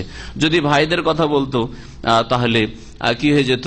ভাইদেরকে একটু তিরস্কার করা হইতো, হ্যাঁ, তাদের মানহানি হইতো। তাহলে কত মর্যাদার খেয়াল রেখেছেন। এইরকম যদি আমরা নমনীয়তা দেখাই, এটা কত নমনীয়তা চিন্তা করুন তো। যদি আমরা কারো সাথে চলাফেরার ক্ষেত্রে, পাড়া প্রতিবেশী বা ভাই বেড়াত ভাই বোনের ক্ষেত্রে দোষ আপনার বোনই করেছে, তারপরে বলছেন যে যাক অসুবিধা নাই, শয়তান এখানে সুযোগ নিয়েছে, আপনি কষ্ট নেবেন না, আর শয়তান সুযোগ নিয়েছে, দোষ দিলেন না, বোনের দোষ দিলেন। দোষ করেছে বোনই কিন্তু বললেন না, দোষ করেছে ভাই কিন্তু ভাইকে বললেন না, বাপ জুলুম করেছে কথা কখনো বলবেন না যে আপনি অন্যায় কাজ করেছেন। শয়তান দেখেন সবসময় সুযোগ নাই, কিন্তু তো শয়তান সুযোগ নিচ্ছে আমাদেরকে গুমরা করার জন্য, আমাকে পথভ্রষ্ট করার জন্য, আপনাকে হয়তো ইয়ে করার জন্য। এইভাবে যদি নিজের উপর কিছুটা দোষ চাপিয়ে নিলেন তাহলে কি হবে? তার মনটা নরম হবে, এগিয়ে আসবে, অন্তর মিলবে। সবসময় নিজেকে যদি নমনীয় রাখেন, নিজে বিনয়ী হন, তো আল্লাহ সম্মান বাড়িয়ে দিবেন, আর মানুষও ভালোবাসবে, লোকেরাও ভালোবাসবে। কিন্তু যদি অহংকারী হন, আমার কোনো দোষ হয় না, শুধু আপনাদের দোষ হয়, এই কথাই যদি বলি, তাহলে কখনো ভালোবাসবেন না, আপনি কখনো ভালোবাসবেন না। এটা হচ্ছে মানুষের প্রকৃতি। ইন্না রাব্বি লাতিফুন লিমা ইয়াশা, নিঃসন্দেহে আমার প্রতিপালক সূক্ষ্ম বাস্তবায়নকারী, লেমা ইয়াশা, যা তিনি চান, যা তিনি চান সূক্ষ্মভাবে বাস্তবায়নকারী। আল্লাহ রাব্বুল লতিফ, সূক্ষ্মভাবে কাজ করেনেওয়ালা, সূক্ষ্ম জাননেওয়ালা, সবকিছু লতিফ মানে সূক্ষ্ম। ইন্নাহু হুয়াল আলিমুল হাকিম, নিঃসন্দেহে তিনি সর্বজ্ঞ, সবকিছু জানেন এবং তিনি বড় প্রজ্ঞাবান। রব্বি কাদ আতাইতানি মিনাল মুলক, হে প্রতিপালক। এখন ইউসুফ আলাইহিস সালাম দেখলেন যে আল্লাহ রাব্বুল আলামিন জীবনের বিভিন্ন পতন উত্থানের মাধ্যমে শীর্ষ স্থানে পৌঁছে দিয়েছেন, মিশরের রাজত্ব আল্লাহ দিয়ে দিয়েছেন, বড়ই শক্তিশালী করেছেন, জমিনে প্রতিষ্ঠিত করেছেন, দুনিয়ায় বেশি থাকার শখ নেই, আগ্রহ নেই। আল্লাহ পাকের কাছে দোয়া করছে, আল্লাহ যথেষ্ট তুমি নিয়ামত দিয়ে দিচ্ছ, এই নিয়ামতে পড়ে আবার বিভ্রান্ত হতে চাই না, সুতরাং তোমার সাথে সাক্ষাতের আশাবাদী। এই উদ্দেশ্যে কেউ যদি দুনিয়া থেকে আখিরাতে পাড়ি দিতে চাই, মওতের আকাঙ্ক্ষা করে, তো জায়েজ রয়েছে শরীয়তে। এই যে নবী করিম সাল্লাল্লাহু আলাইহি ওয়াসাল্লাম মওতের আকাঙ্ক্ষা করতে নিষেধ করেছেন। হ্যাঁ, কোন বালা মুসিবতের কারণ, লা ইয়াতামান্নায়ান্না আহাদুম মিনকুমুল মাউতা লিদুররিন নাযালা বিহি, যদি কোনো বিপদ আপদ আসে, বালা মুসিবত আসে, রোগ আসে, সেজন্য আল্লাহ যদি মরে যেতাম, আল্লাহ যদি মওত চলে আসতো, বলা হারাম। ফাইন কানা লাবুদ্দা ফাইলা, যদি অবশ্যই দোয়া করতে হয় যে আল্লাহ এই ফিতনায় আর বরদাস্ত হচ্ছে না, তাহলে একটি দোয়া শিখেছে রাসূলুল্লাহ সাল্লাল্লাহু আলাইহি ওয়াসাল্লাম, কি? আল্লাহুম্মা আহিয়ানি মা কানাতিল হায়াতু খায়রাল্লি ওয়া তাওয়াফফানি ইযা কানাতিল ওয়াফাতু খায়রাল্লি। আল্লাহ আমাকে অতদিন বাঁচিয়ে রাখো যতদিন আমার জন্য বেঁচে থাকা কল্যাণকর, আর ওয়া তাওয়াফফানি, আমাকে মৃত্যু দান করো যখন আমার জন্য মরে যাওয়াই কল্যাণকর হবে। এই দোয়া করতে পারেন। কত সুন্দর দোয়া করছেন, রব্বি কাদ আতাইতানি মিনাল মুলক, হে প্রতিপালক আমাকে তুমি রাজত্ব দান করেছো, তোমার ইহসান। আর কি? ওয়া আল্লামতানি মিন তাউইলিল আহাদিস, আর তুমি আমাকে শিখিয়েছো স্বপ্নের বিবরণ বিদ্যা, স্বপ্নের ব্যাখ্যা দেওয়ার বিদ্যা তুমি শিখিয়েছো। আল্লাহ রাব্বুল আলামিন যে স্বপ্নের বিবরণ দিয়েই তো জেল থেকে মুক্ত হয়েছেন, ঠিক কিনা? হ্যাঁ, স্বপ্নের বিবরণের মাধ্যমে তো তার মর্যাদা নির্ণয় করেছে শাসক, যার ফলে তাকে অর্থ দপ্তর, খাদ্য দপ্তর দিয়ে দিয়েছে, বরং আসল মিশরের শাসকই তাকে বানিয়ে দিয়েছে, নামে মাত্রই শুধু রাজা আছে, নামে মাত্রই রাজা। ওয়া আল্লামতানি মিন তাউইল আহাদিস, আল্লাহ তুমি আমাকে রাজত্ব দান করেছো আর স্বপ্নের বিবরণও তুমি আমাকে শিখিয়েছো। ফাতিরাস সামাওয়াতি ওয়াল আরদ, আর তুমি আকাশসমূহ আর জমিনের সৃষ্টিকর্তা। আল্লাহর নাম গুণাবলীর ওসিলাই দোয়া করা শরীয়ত সম্মত, এই আয়াত প্রমাণ করে, এই দোয়া প্রমাণ করে, ঠিক কিনা? আল্লাহকে বলছেন আল্লাহ তুমি ফাতিরাস সামাওয়াতি ওয়াল আরদ, হ্যাঁ, আল্লাহ তুমি রাজ্জাক, আল্লাহ তুমি রব। এগুলি আল্লাহর নাম গুণাবলীর মাধ্যমে সেগুলিকে মাধ্যম বানিয়ে, ওসিলা বানিয়ে দোয়া। কোন ব্যক্তিকে ওসিলা বানানো, বুজুর্গকে, অমুককে, তমুককে, নবীকে, ওলিকে, এগুলি গুমরাহি, এগুলি হচ্ছে শিরকের চোরা রাস্তা, বিদআত। এগুলি করবেন না যেগুলিতে, যে গুমরাহিতে আমাদের দেশের মানুষরা লিপ্ত রয়েছে অধিকাংশ। কিন্তু আল্লাহর গুণাবলী পেশ করে আল্লাহর কাছে দোয়া করা, অথবা আপনার নেক আমল, আল্লাহ 2 রাকাত নামাজ পড়লাম তুমি বালা মুসিবত দূর করে দাও, আল্লাহ একটা রোজা রাখলাম বালা মুসিবত তুমি দূর করে দাও, অথবা কোন জীবিত নেক লোকের কাছে দোয়া চাইবে যে আমার জন্য একটু দোয়া করিয়া।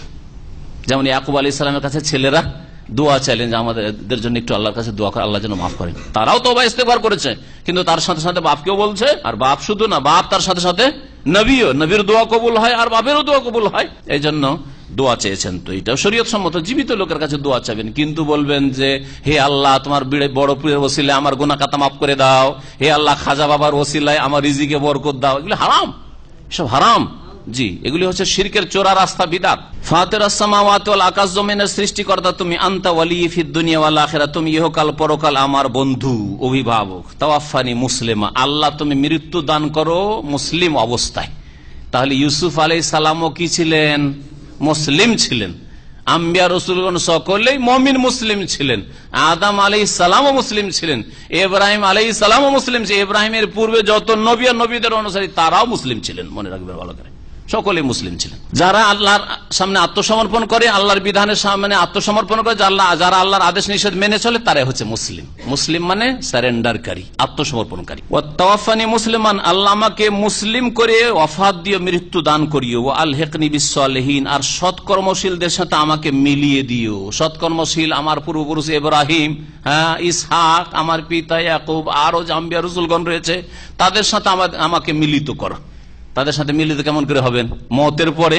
তো রব্বুল আলামিনের কাছে দোয়া করলেন। এই জন্য তাফসীরকাররা লিখছেন ইউসুফ আলাইহিস সালাম তার আব্বা চলে যাওয়ার পর, আব্বা আম্মা পৌঁছে গেল, ভাইরা যখন সব একত্রিত হয়ে গেল ওখানে, যাওয়ার পরে আর বেশি দিন তিনি দুনিয়ায় বেঁচে থাকেন নাই, তারপরে পরেই ইন্তেকাল করেছিলেন।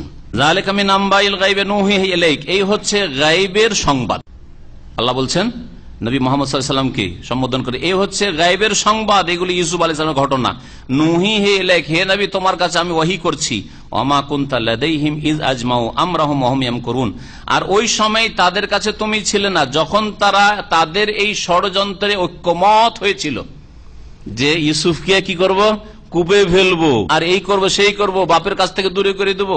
সেই সময় মুহাম্মদ সাল্লাল্লাহু আলাইহি ওয়াসাল্লাম তুমি সেখানে ছিলে না, তো এই গোপন রহস্য কি করে জানলে? তুমি কি করে জানলে? ওহীর মাধ্যমে বলছেন, ওহী করেছি সেই জন্য তুমি মন গড়া কথা বলতে পারো না, কি করে বলবে তুমি? এগুলো কি করে জানলে? অনেক কথাই গোপনে একবারে হয়েছে, ভিতরের কথা গভীর, যেগুলো কথা বাহ্যিক হয়তো কারো নজরে আসেনি। তো এই ষড়যন্ত্রের কথা মুহাম্মদ সাল্লাল্লাহু আলাইহি ওয়াসাল্লাম কি করে জানলেন? একমাত্র ওহী ভিত্তিক তিনি জেনেছেন। ওহম ইয়ামকুরুন, যখন তারা ষড়যন্ত্র করছিল, চক্রান্ত করছিল এই ভাইরা। ওমা আকসারুন নাস ওয়ালাউ হারাস্তা বিমুমিনিন, আর অধিকাংশ লোক যতই তুমি উদ্গ্রীব হও, যতই আগ্রহী হও হে মুহাম্মদ সাল্লাল্লাহু আলাইহি ওয়াসাল্লাম, তারা মুমিন হবে না। আসলে ছিল ওমা আকসারুন নাস বিমুমিনিন ওয়ালাউ হারাস্তা, অধিকাংশ লোক মুমিন হবে না, ঈমান নিয়ে আসবে না, মুসলিম হবে না, যদিও তুমি কি হও, আগ্রহী হও যে সারা বিশ্বের সমস্ত মানুষ মুসলিম হয়ে যাক। আমাদের মনটা চায় যে সারা দেশের মানুষ কি হয়ে যাক, সহিহ আকীদা গ্রহণ করে নিক, কোরআন হাদিস মানুক, আর সবাই নামাজি হয়ে যাক, আর সারা বিশ্বের মানুষ অমুসলিমরা সব মুসলিম হয়ে যাক, আর সকলে জান্নাত চলে যাক। সকলে, সারা বিশ্বের সমস্ত মানুষ জান্নাত চলে গেলে আমাদের কোনো অসুবিধা আছে নাকি? না আমাদের জায়গা কমে যাবে? এ কি বাপের জমি জায়গার ভাগ আছে যে কমে যাবে জমি জায়গার ভাগে? আর 5 ভাই আছে, আর 2টো ভাই যদি আবার আব্বা বিয়ে করে আর 2-4টা ছেলে মেয়ে হয়তো ভাগ কমে যাবে? এরকম তো কোনো ভয় নাই। সুতরাং সারা বিশ্বের সমস্ত মানুষ, ইহুদি নাসারা হিন্দু সবাই যদি মুসলিম হয়ে যায় আল্লাহর হস্তে, আর হয়ে গিয়ে আল্লাহ যদি তাদেরকে হেদায়েত দান করেন, তাহলে এটা আমাদের অন্তরের চাহিদা। তো নবী সাল্লাল্লাহু আলাইহি সাল্লাম এইরকম উদ্গ্রীব ছিলেন যে সারা বিশ্বের সমস্ত মানুষ হেদায়েত পেয়ে যাক। আল্লাহ বলছেন দেখো হবে না, হবে না। ওমা তাসআলুহুম আলাইহি মিন আজরিন, হে নবী মুহাম্মদ সাল্লাল্লাহু আলাইহি ওয়াসাল্লাম তাদের কাছে তো তোমার দ্বীনের প্রচারের উপর কোনো পারিশ্রমিক তুমি তাদের কাছে কামনা করো না। ইন হুয়া ইল্লা যিকরুল লিল আলামিন, সেটা একমাত্র বিশ্ব জগতের জন্য উপদেশ। কোরআনে কারীম বিশ্বজগতের মানুষের জন্য উপদেশ, আর তুমি তাদের কাছে পারিশ্রমিক চাও না, তাহলে তারা কেন পালায়ন করছে? আরে টাকা পয়সা চাইলে নাই পালায়। একটা কিতাব যদি সামনে পেশ করেন তো অনেকে আছে যে ফ্রি না পয়সা লাগবে, যদি পয়সা বলেন নেবে না, কিন্তু ভাই ফ্রি ফ্রি ফ্রি তো নিয়ে যাবে। আর কিছু কিছু লোকেরা তো আছে ফ্রি পেলে না বুঝলেও নিয়ে যাবে। আমরা এককালে কিতাব ওই মেনা আরাফাতে কিতাব বিতরণ করছে, মেসরি আসছে, বলছে যে হাজা বাঙালি হাজা উর্দু হিন্দি মাফি মুশকিল জীব, অসুবিধা নাই, ফ্রি যখন পাওয়া যাচ্ছে অসুবিধা নেই, কিছু পেলেও। জি হ্যাঁ, তো এরকম অনেক আছে যে ফ্রির আলকা, তার কাজে লাগলো কাউকে দিয়ে দিল, না হলে ফেলে দিলাম, অসুবিধা রেখে ফ্রি পেয়েছি, পয়সা ফেলা হইলো, পয়সা তো ফেললাম না। হ্যাঁ, পয়সা দিয়ে কিনলে ওই রকমই ফ্রি। আমরা ইসলামিক সেন্টার এই জন্য সিডি শুরু থেকে ফ্রি দিলে, ফ্রি দিলে আমাদের লোকেরা শুনতো না হয়তো, কিন্তু যখন 2 রিয়াল দিয়ে কিনেছে একটা অডিওর যুগে, আলহামদুলিল্লাহ 17 বছরে যখন 3 রিয়াল দিয়ে একটা অডিও কিনেছে, ভালো করে শুনেছে, শোনার পর আল্লাহ পাক হেদায়েত দিয়েছে। এই জন্য এই দাওয়াতে আল্লাহ বরকত দিয়েছেন, আলহামদুলিল্লাহ। আপনি যখন একটু পয়সা খরচ করবেন তখন তার মূল্য দেবেন, আর ফিরে এলে শুনলাম না হলে ক্ষতিটা বা কি করলাম, পয়সা তো যায়নি, অসুবিধা কি। আর আকাশ আর জমিনে অসংখ্য নিদর্শন রয়েছে, কত শত, কাইয়ের মানে কত শত নিদর্শন রয়েছে ফিসসামাওয়াতি ওয়াল আরদ, আকাশ সমূহে আর জমিনে, ইয়ামুরুনা আলাইহা, যে সব নিদর্শনাবলীর আশপাশ দিয়ে মানব জাতি অতিক্রম করছে, দেখছে সামুদের এলাকা, আদের এলাকা, লুতের এলাকা, এসব ধ্বংস হয়েছে, এসব জাতি এসব দেখছে। অহম আনহা মুরজুন, তারপরও তা থেকে তার বিমুখ হয়ে যাচ্ছে, কিছু নসিহত উপদেশ নিতে চাই না। ওমা ইউমিনু আকসারুহুম বিল্লাহ ইল্লা হুম মুশরিকুন, অধিকাংশ লোক আল্লাহর প্রতি ঈমান নিয়ে এসেও তারা শিরক করে থাকে, মুশরিক হয়ে থাকে। অর্থাৎ আল্লাহর রুবুবিয়তকে মানে, আল্লাহর কাজকে মানে, যে আল্লাহ রব, আল্লাহ খালেক সৃষ্টিকর্তা, আল্লাহ রাব্বুল আলামিন মালিক, আল্লাহ আসমান জমিন সৃষ্টি করেছেন, আমাদেরকে সৃষ্টি করেছেন, আল্লাহ বৃষ্টি বর্ষণ করেন, কিন্তু ইবাদতের ক্ষেত্রে, তাওহীদে উলুহিয়াতের ক্ষেত্রে তারা শিরক করে। এটা আরব মুশরিকদের অবস্থা। আরব মুশরিকরা কি করতো? কোরআনে এখানে আল্লাহ বলছেন নবীকে যে ওয়ালাইন সাআলতা মান খালাকাস সামাওয়াতি ওয়াল আরদ, ওদেরকে যদি জিজ্ঞেস করে যে আসমান জমিন কে সৃষ্টি করেছে, লা ইয়াকুলুনাল্লাহ, অবশ্যই তারা বলবে সৃষ্টিকর্তা কে। হিন্দুদেরকে জিজ্ঞেস করেন যে ওপরওয়ালা কে, ওপরওয়ালা তোমাদের কোন দেবী দুর্গা না সরস্বতী, কি বলবে? না, ওপরওয়ালা, তাই না? মানে আল্লাহকে মানে, কিন্তু ইবাদত, পূজা, হ্যাঁ, আরাধনা, উপাসনা সব দেবদেবীর জন্য। এইরকমই মুসলিম সমাজের যারা কবর মাজার পূজারী, সৃষ্টিকর্তা রব আল্লাহ, কিন্তু সিজদা, জবাই, ওরসে জবাই, মান্নত কার জন্য? আমার ছেলের রোগটা যদি ভালো হয়ে যায় তাহলে খাজা বাবার মাজারে, নয় শাহজালালের মাজারে, নয় আটরসির মাজারে একটা গরু জবাই করবো, একটা খাসি জবাই করবো, একটা মোরগ জবাই করবো, করছে না? তাহলে অধিকাংশ লোক ইমানের দাবিদার হয়েও শিরিক করে থাকে। এই কথা এই মুসলিম সমাজের, মুসলিম জাতির যারা শিরিককারী তাদের উপরও ফিট, আর যারা আরব মুশরিক ছিল তাদের উপরও ফিট, আর ইহুদি নাসারাদের উপরও ফিট। ইহুদি নাসারারা বলে যে আল্লাহ বলে, তারপর ঈসা আলাইহিস সালামকে নবী মানে, মুসা আলাইহিস সালামকে নবী মানে, ইহুদিরা মানে কি মানে না? কিন্তু তারপরেও তারা শিরিক করে আল্লাহর সাথে। ওজাইরকে আল্লাহর পুত্র বলে শিরিক করে ইহুদিরা, আর ঈসা আলাইহিস সালামকে সন অফ গড, আল্লাহর পুত্র বলে খ্রিস্টানরা কি করে? শিরিক করে, মুশরিক হয়। তো ইমানের দাবিদার ইহুদি খ্রিস্টানরা, তারপরেও তারা মুশরিক। আরব মুশরিকরা ওই রকমই তাওহীদ রুবুবিয়্যাত বিশ্বাস করত, কিন্তু ইবাদত বন্দেগীতে তারা শিরিক করত, যে বড় ওপরওয়ালা তো আছেই, হ্যাঁ, কিন্তু এরা ছোটখাটো, এদেরকে ভাগ বন্টন করে আল্লাহ দপ্তর দিয়ে দিয়েছেন, বিভিন্ন দপ্তর, যেমন দেশের প্রধানমন্ত্রী বিভিন্ন দপ্তর বিভিন্ন মন্ত্রীদেরকে দিয়ে দিয়েছে। আফা আমিনু, তারা কি নিরাপদ হয়ে গেছে যে তাদের উপর এসে পড়বে আল্লাহর আযাবের আগ্রাসন, বলতে পারেন। অথবা তাদের কাছে যদি দুনিয়ার এই আযাব না আসে, তড়িৎ আযাব, তাহলে কিয়ামত এসে যাবে আকস্মিক, হঠাৎ করে। কিয়ামত পর্যন্ত তারা হেদায়েত হবে না, এই গুমরাহিতে থেকে যাবে। অহম লা ইয়াশউরুন, আর তারা টের পাবে না। এমন আচমকা কিয়ামত হয়ে যাবে আর তওবার দরজা বন্ধ হয়ে যাবে যে সংশোধনেরও সুযোগ পাবে না। কুল হাযিহি সাবিলি, এই আয়াতে দাওয়াতের কথা বলা হয়েছে, দ্বীন ইসলামের দাওয়াতের কথা, দাওয়াত দেওয়ার পদ্ধতি এবং দাওয়াত যে দেবেন দায়ীর বৈশিষ্ট্য উল্লেখ করা হয়েছে। কুল, হে নবী বলো, হাযিহি সাবিলি, এটাই হচ্ছে আমার রাস্তা। কোনটা রাস্তা? সিরাতে মুস্তাকিম হচ্ছে রাসূলুল্লাহর রাস্তা। তো রাসূলের রাস্তা কয়টি? একটি রাস্তা, হাযিহি সাবিলি, এই হচ্ছে আমার রাস্তা। আদু ইলাল্লাহ, আমি আল্লাহর দিকে ডাকি, আহ্বান করি। আলা বাসিরাতিন, সজ্ঞানে, জ্ঞান হাসিল করে, জেনে শুনে, না জেনে নয়, মূর্খতার সাথে। তাওহীদ বুঝেন না, সুন্নাত বুঝেন না, হালাল হারাম বুঝেন না আর ফতোয়াবাজি করেন, এইরকম নয়। দিন জানবেন না আর প্রচার করবেন, দলিল জানেন না। যদি বলা হয় আপনাকে, আপনি যে বলছেন যে মিলাদ করা মুস্তাহাব, তো দলিল বলছে আমাদের এত বড় বড় বুজুর্গানি দিনরা করে আসছে, কি বলেন আপনি? এটা আপনার দলিল? বুজুর্গানি দিনরা করে আসছে, আমাদের দেশে এত বড় বড় আলেমরা আছে, এরা বুঝে না? এটা আপনার দলিল হয়ে গেল না? দলিল কোরআন আর দলিল হাদিস। তাহলে আপনাকে জানতে হবে যে কোরআনের কোন আয়াতের ভিত্তিতে কথা বলছে, রসুলের কোন হাদিসের ভিত্তিতে কথা বলছেন। রাসূলুল্লাহ সাল্লাল্লাহু আলাইহি ওয়াসাল্লাম এটা করেছেন, হ্যাঁ, তার সাহাবীরা কেউ করেছেন, যদি তারা করতেন নবী সাল্লাল্লাহু আলাইহি ওয়াসাল্লামের চোখের সামনে আর অনুমোদন পেতেন তাহলে সেটা দলিল হইতো। তো আলা বাসিরা, দাওয়াত দিতে হবে জ্ঞান হাসিল করে। যারা আজকাল চিল্লাতে বেরিয়ে যায় তারা বলে আমরা শিখতে যাচ্ছি, আবার তবলিগ মানে তো পৌঁছানো, নিজে শেখার জন্য তো না। তো পৌঁছাইতে যাচ্ছেন অথচ পকেট এমটি, পেট এমটি, কিছুই নাই, এলিম কালাম নাই, এটা কি জায়েজ? মোটেই জায়েজ নাই। আমিও জ্ঞানের সাথে দাওয়াত দিই, আর ওমানিত্তাবানি, আর যারা আমার অনুসারী হবে তারাও জেনে শুনে দাওয়াত দিবে, আগে এলেম শিখবে। তাহলে তবলিগেই যদি যেতে হয় তো আলেম ওলামারা যাবে, জাহেল মূর্খরা যাবে না, জনসাধারণ যাবে না। আর তবলিগ করবে কিসের? আল্লাহর ওহির তবলিগ করবে, কোরআনে কারীমের তবলিগ করবে, রাসূলুল্লাহ সাল্লাল্লাহু আলাইহি ওয়াসাল্লামের হাদিসের তবলিগ করবে। একমত, কোনো অসুবিধা নেই। এই তবলিগই তো করছে, যেখানে ডাকছে সেখানে যাচ্ছে, আলহামদুলিল্লাহ, যেখানে ডাকবে সেখানে যাবো। ওয়া সুবহানাল্লাহ, আল্লাহ পাক পবিত্র। আমা আনা মিনাল মুশরিকিন, আর মুশরিকদের দলভুক্ত আমি নই। আল্লাহ শিরক থেকে মুক্ত, শিরক থেকে পাক। ওমা আরসালনা মিন ক্বাবলিকা ইল্লা রিজালান, হে নবী তোমার পূর্বে যে কোন রাসূল পাঠিয়েছি তারা ছিল একমাত্র পুরুষ মানুষ, রিজালান। তাহলে বোঝা গেল এই আয়াত স্পষ্ট করে কোন মহিলাকে আল্লাহ নবিয়া বা রাসূলা বানান নাই। বোঝা গেছে? কোন মহিলা নবী, মারিয়াম আলাইহিস সালাম নবী ছিলেন না, কেউ যদি বলে ভুল। হ্যাঁ, আসিয়া ফিরআউনের স্ত্রী মুমিনা ছিলেন, সিদ্দিকা ছিলেন, নবিয়া ছিলেন না। বুঝা গেছে? নূহি ইলাইহিম, সেই পুরুষদের কাছে আমি ওহী করি। তারপরে এই পুরুষ লোকেরা রিজালান, তাহলে বুঝা গেল এরা মালায়েকা ফেরেশতাও ছিলেন না। যত নবী এসেছেন তারা কি ছিলেন? ফেরেশতাও ছিলেন না, আর মহিলাও ছিলেন না, পুরুষ মানুষ ছিলেন। পুরুষ কি ছিলেন? মানুষ ছিলেন। আর বিদআতপন্থীরা বলছে যে না না না, মানুষ তো মাটির পয়দা, আমাদের নবী মাটির পয়দা না, নূরের পয়দা। কোরআন অস্বীকার করে না বলেন দেখি? আপনি কি বলতে পারবেন যে মানুষ নূরের পয়দা হয়? কখনো মানুষ নূরের পয়দা হয় না। আল্লাহ বলছেন যে খালাকাহু মিন তুরাব, আমি মানুষকে মাটি দিয়ে, তোরাব দিয়ে তৈরি করেছি, তিন দিয়ে তৈরি করেছি। এইসব ভাষা আল্লাহ ব্যবহার করেছেন। মিন আহলিল কোরা, জনপদ হতে, সেই এলাকাবাসী হইতে। আল্লাহ আবার অন্য এলাকা থেকে নিয়ে আসেননি যে নবী হবেন আরব দেশের আর নবীকে নিয়ে এসেছেন ভারত থেকে, এরকম করেন নাই।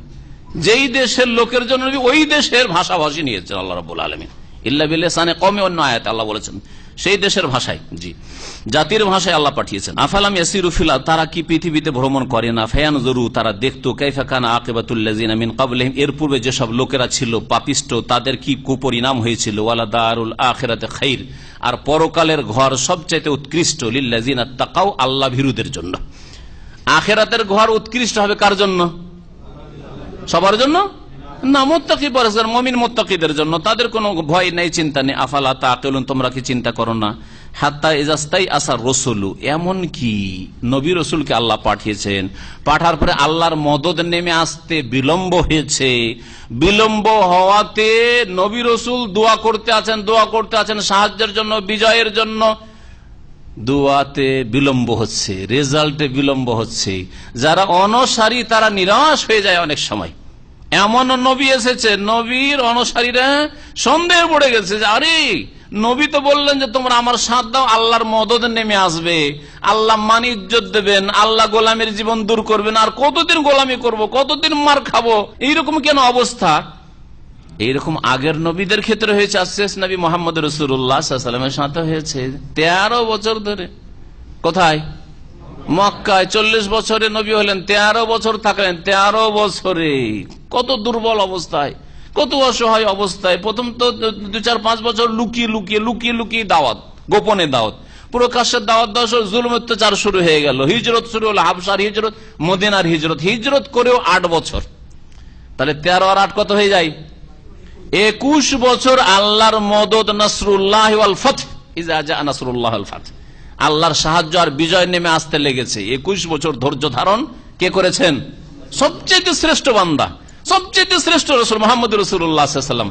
তাহলে আমি আপনি দিনের দাওয়াত দিতে গিয়ে কথা শুনছে না, মানছে না, 2-4 মাস, 2-4 দিন, 2-4 সপ্তাহ, 2-4 বছর, ব্যাস ধৈর্য ধারণ করতে হবে।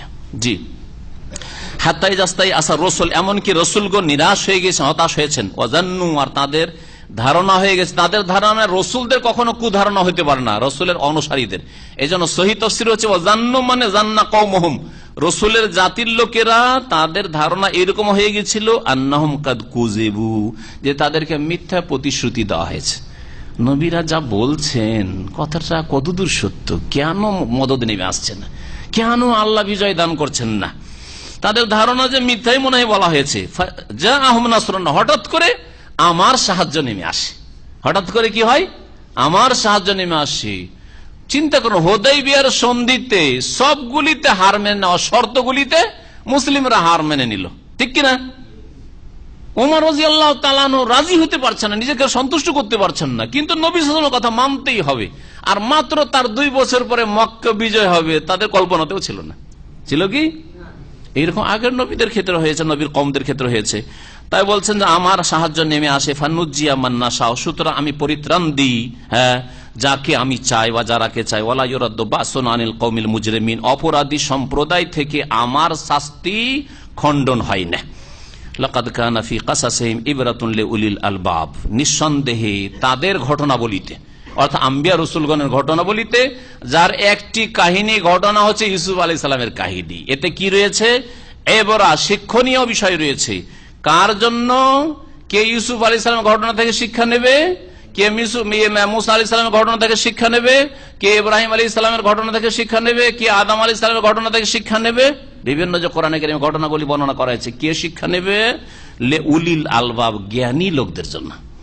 তাহলে যারা নির্বোধ, মোটা খায় মোটা বুঝে, কিচ্ছা কাহিনী শোনান, সারা রাত জেগে মজা লাগছে, কিচ্ছা শুনছে। ওয়াজ মাহফিলে 4 ঘন্টা 5 ঘন্টা বক্তব্য করলো, ওয়াইজ শুধু কিচ্ছা কাহিনী গালকল্প দিয়ে সারলো। কি শিখে আসলেন ভাই? সুরটা মজার সুর ছিল রে ভাই, খুব ভালো লাগলো, ওয়াজ শুনতে খুব ভালো লাগলো। আর আমাদের আলোচনা শুনলে যাদের জিভার স্বাদ বিকৃত হয়ে গেছে, জ্বরে আক্রান্ত হলে জিভায় স্বাদ থাকে না, অথবা মহিলাদের পেটে বাচ্চা থাকলে প্রথম 3-4 মাস জিভায় স্বাদ থাকে না, ওই রকম যেসব মুসলিমরা হয়ে গেছে, আমাদের কোরআন এবং হাদিসের কথা শুনলে আরে কি যে কথা বলছে।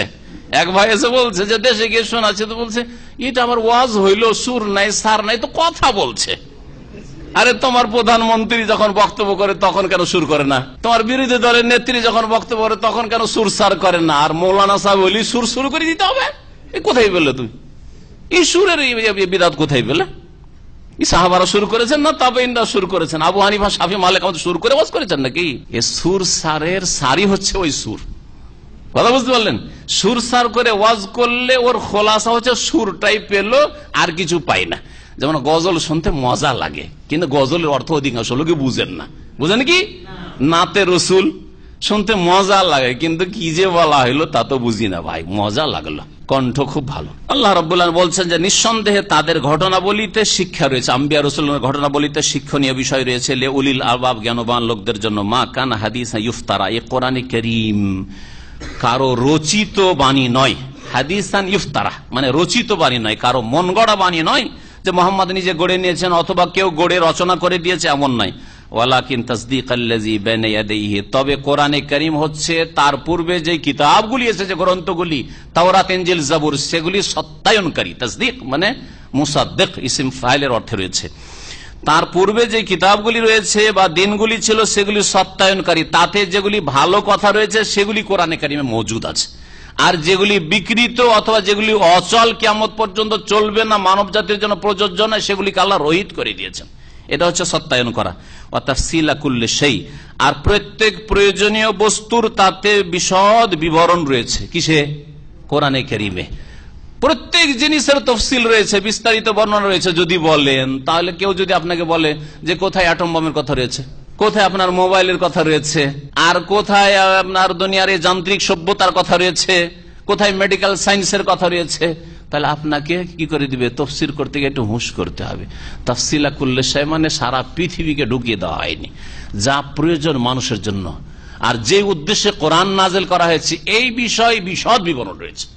আপনার ইহকাল পরকালের কল্যাণের জন্য আর সমস্যার সমাধানের জন্য বিচার বিভাগ, আপনার আদালত চালাইতে হবে, আপনার রাজনীতি করতে হবে, কোরআনে কারীমের দেশ কি করে পরিচালনা করতে হবে তা রয়েছে, কোরআনে কারীমে আদালত কি করে চালাতে হবে তা রয়েছে, কোরআনে কারীমে দণ্ডবিধান রয়েছে, কোরআনে কারীমে ইবাদত বন্দেগী রয়েছে, কোরআনে কারীমে আখলাক রয়েছে, কোরআনে কারীমে হালাল হারাম রয়েছে, কোরআনে কারীমে যা প্রয়োজন মানুষের সংশোধনের জন্য তা রয়েছে, জান্নাত জাহান্নামের কথা রয়েছে, আযাবের কথা রয়েছে, সুসংবাদ রয়েছে। তাফসিলা কুল্লি শাই, সবকিছুর তাফসিল রয়েছে। আর তারপরে আর একটা উত্তর রয়েছে। কেউ যদি আপনাকে জিজ্ঞেস করে বলে যে যান্ত্রিক সভ্যতার কথা কোথায় কোরআনে আছে, মোবাইলের কথা কোরআনে কোথায় আছে, বলেন আল্লাহ বলছেন ওয়াল খাইলা ওয়াল বেগালা ওয়াল হামিরা লিতারকাবুহা ওয়া জিনা ওয়া ইয়াখলুকু মা লা তা'লামুন। আল্লাহ বলছেন যে খাইল ঘোড়া রয়েছে, ওয়াল বেগাল খচ্চর রয়েছে, ওয়াল হামিরা গাধা রয়েছে, এগুলি হচ্ছে লিতারকাবুহা তোমাদের বাহনের জন্য, সওয়ার হওয়ার জন্য, হ্যাঁ, ওয়া জিনা আর তোমাদের সাজসজ্জা স্বরূপ, দেখার শোভা। ওয়াখলুকু মা লা তা'লামুন, আর এমন এমন জিনিস আল্লাহ সৃষ্টি করবেন যা তোমরা জানো না। এখন এরোপ্লেন সৃষ্টি করবেন, বাস ট্রাক সৃষ্টি করবেন, আল্লাহ মোটরসাইকেল সৃষ্টি করবেন, মোবাইল সৃষ্টি করবেন, মা লা তা'লামুন, আরো কত কি সৃষ্টি হবে আমরা জানি না, কিয়ামত পর্যন্ত হবে, আল্লাহ ভবিষ্যৎবাণী করে দিয়েছেন, মা লা তা'লামুন। এটা উত্তর দিতে পারেন, কিন্তু না, দুনিয়ার কথা বলার জন্য কোরআন কারীম আসেনি। কোরআন কারীম বলার জন্য এসছে মানুষের যে সমস্যা আসতে পারে, সমস্যার সমাধান, যে কোনো সমস্যার সমাধান কোরআন কারীমে রয়েছে। সে স্পষ্ট থাক অথবা অস্পষ্ট থাক, ইস্তেমবাদ করতে হবে।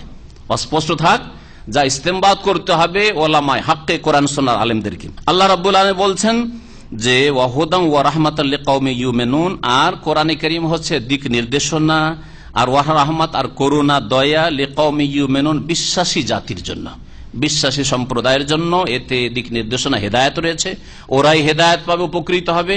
আর ওদের জন্য আল্লাহর রহমত কোরআনে কারীম। পক্ষান্তরে যারা কোরআনে কারীমকে অবজ্ঞা করে, অস্বীকার করে, তাদের জন্য ওয়ালা ইয়াজিদু যালিমিনা ইল্লা খাসারা। অন্য সূরা ইসরাতে আল্লাহ বলেছেন তারা অধিক ক্ষতিগ্রস্ত হবে, জানার পরেও মানল না, অমান্য করলো, তারা ক্ষতিগ্রস্ত হবে। এখানে আমাদের সূরা ইউসুফের তাফসীর শেষ হলো। আল্লাহ রাব্বুল আলামিন যেন আমাদের নেক আমল কবুল করেন, ভুল ভ্রান্তি মাফ করেন। আল্লাহ রাব্বুল আমাদের সকলকে জান্নাতুল ফিরদাউস যেন দান করেন। মুসলিম উম্মতকে আল্লাহ পাক রব্বুল আলামিন সম্মানিত করেন। আহলে সুন্নাত ওয়াল জামাতকে কোরআন এবং হাদিসের দিকে ফিরে আসার যেন তৌফিক দান করেন। দ্বীন ইসলামের দিকে, পাঁচ ওয়াক্ত সালাতের দিকে ফিরে আসার যেন তৌফিক দান করেন। ওয়া সাল্লাল্লাহু আলা নবিয়িনা মুহাম্মদ ওয়া আলা আলিহি ওয়া সাহবিহি আজমাইন।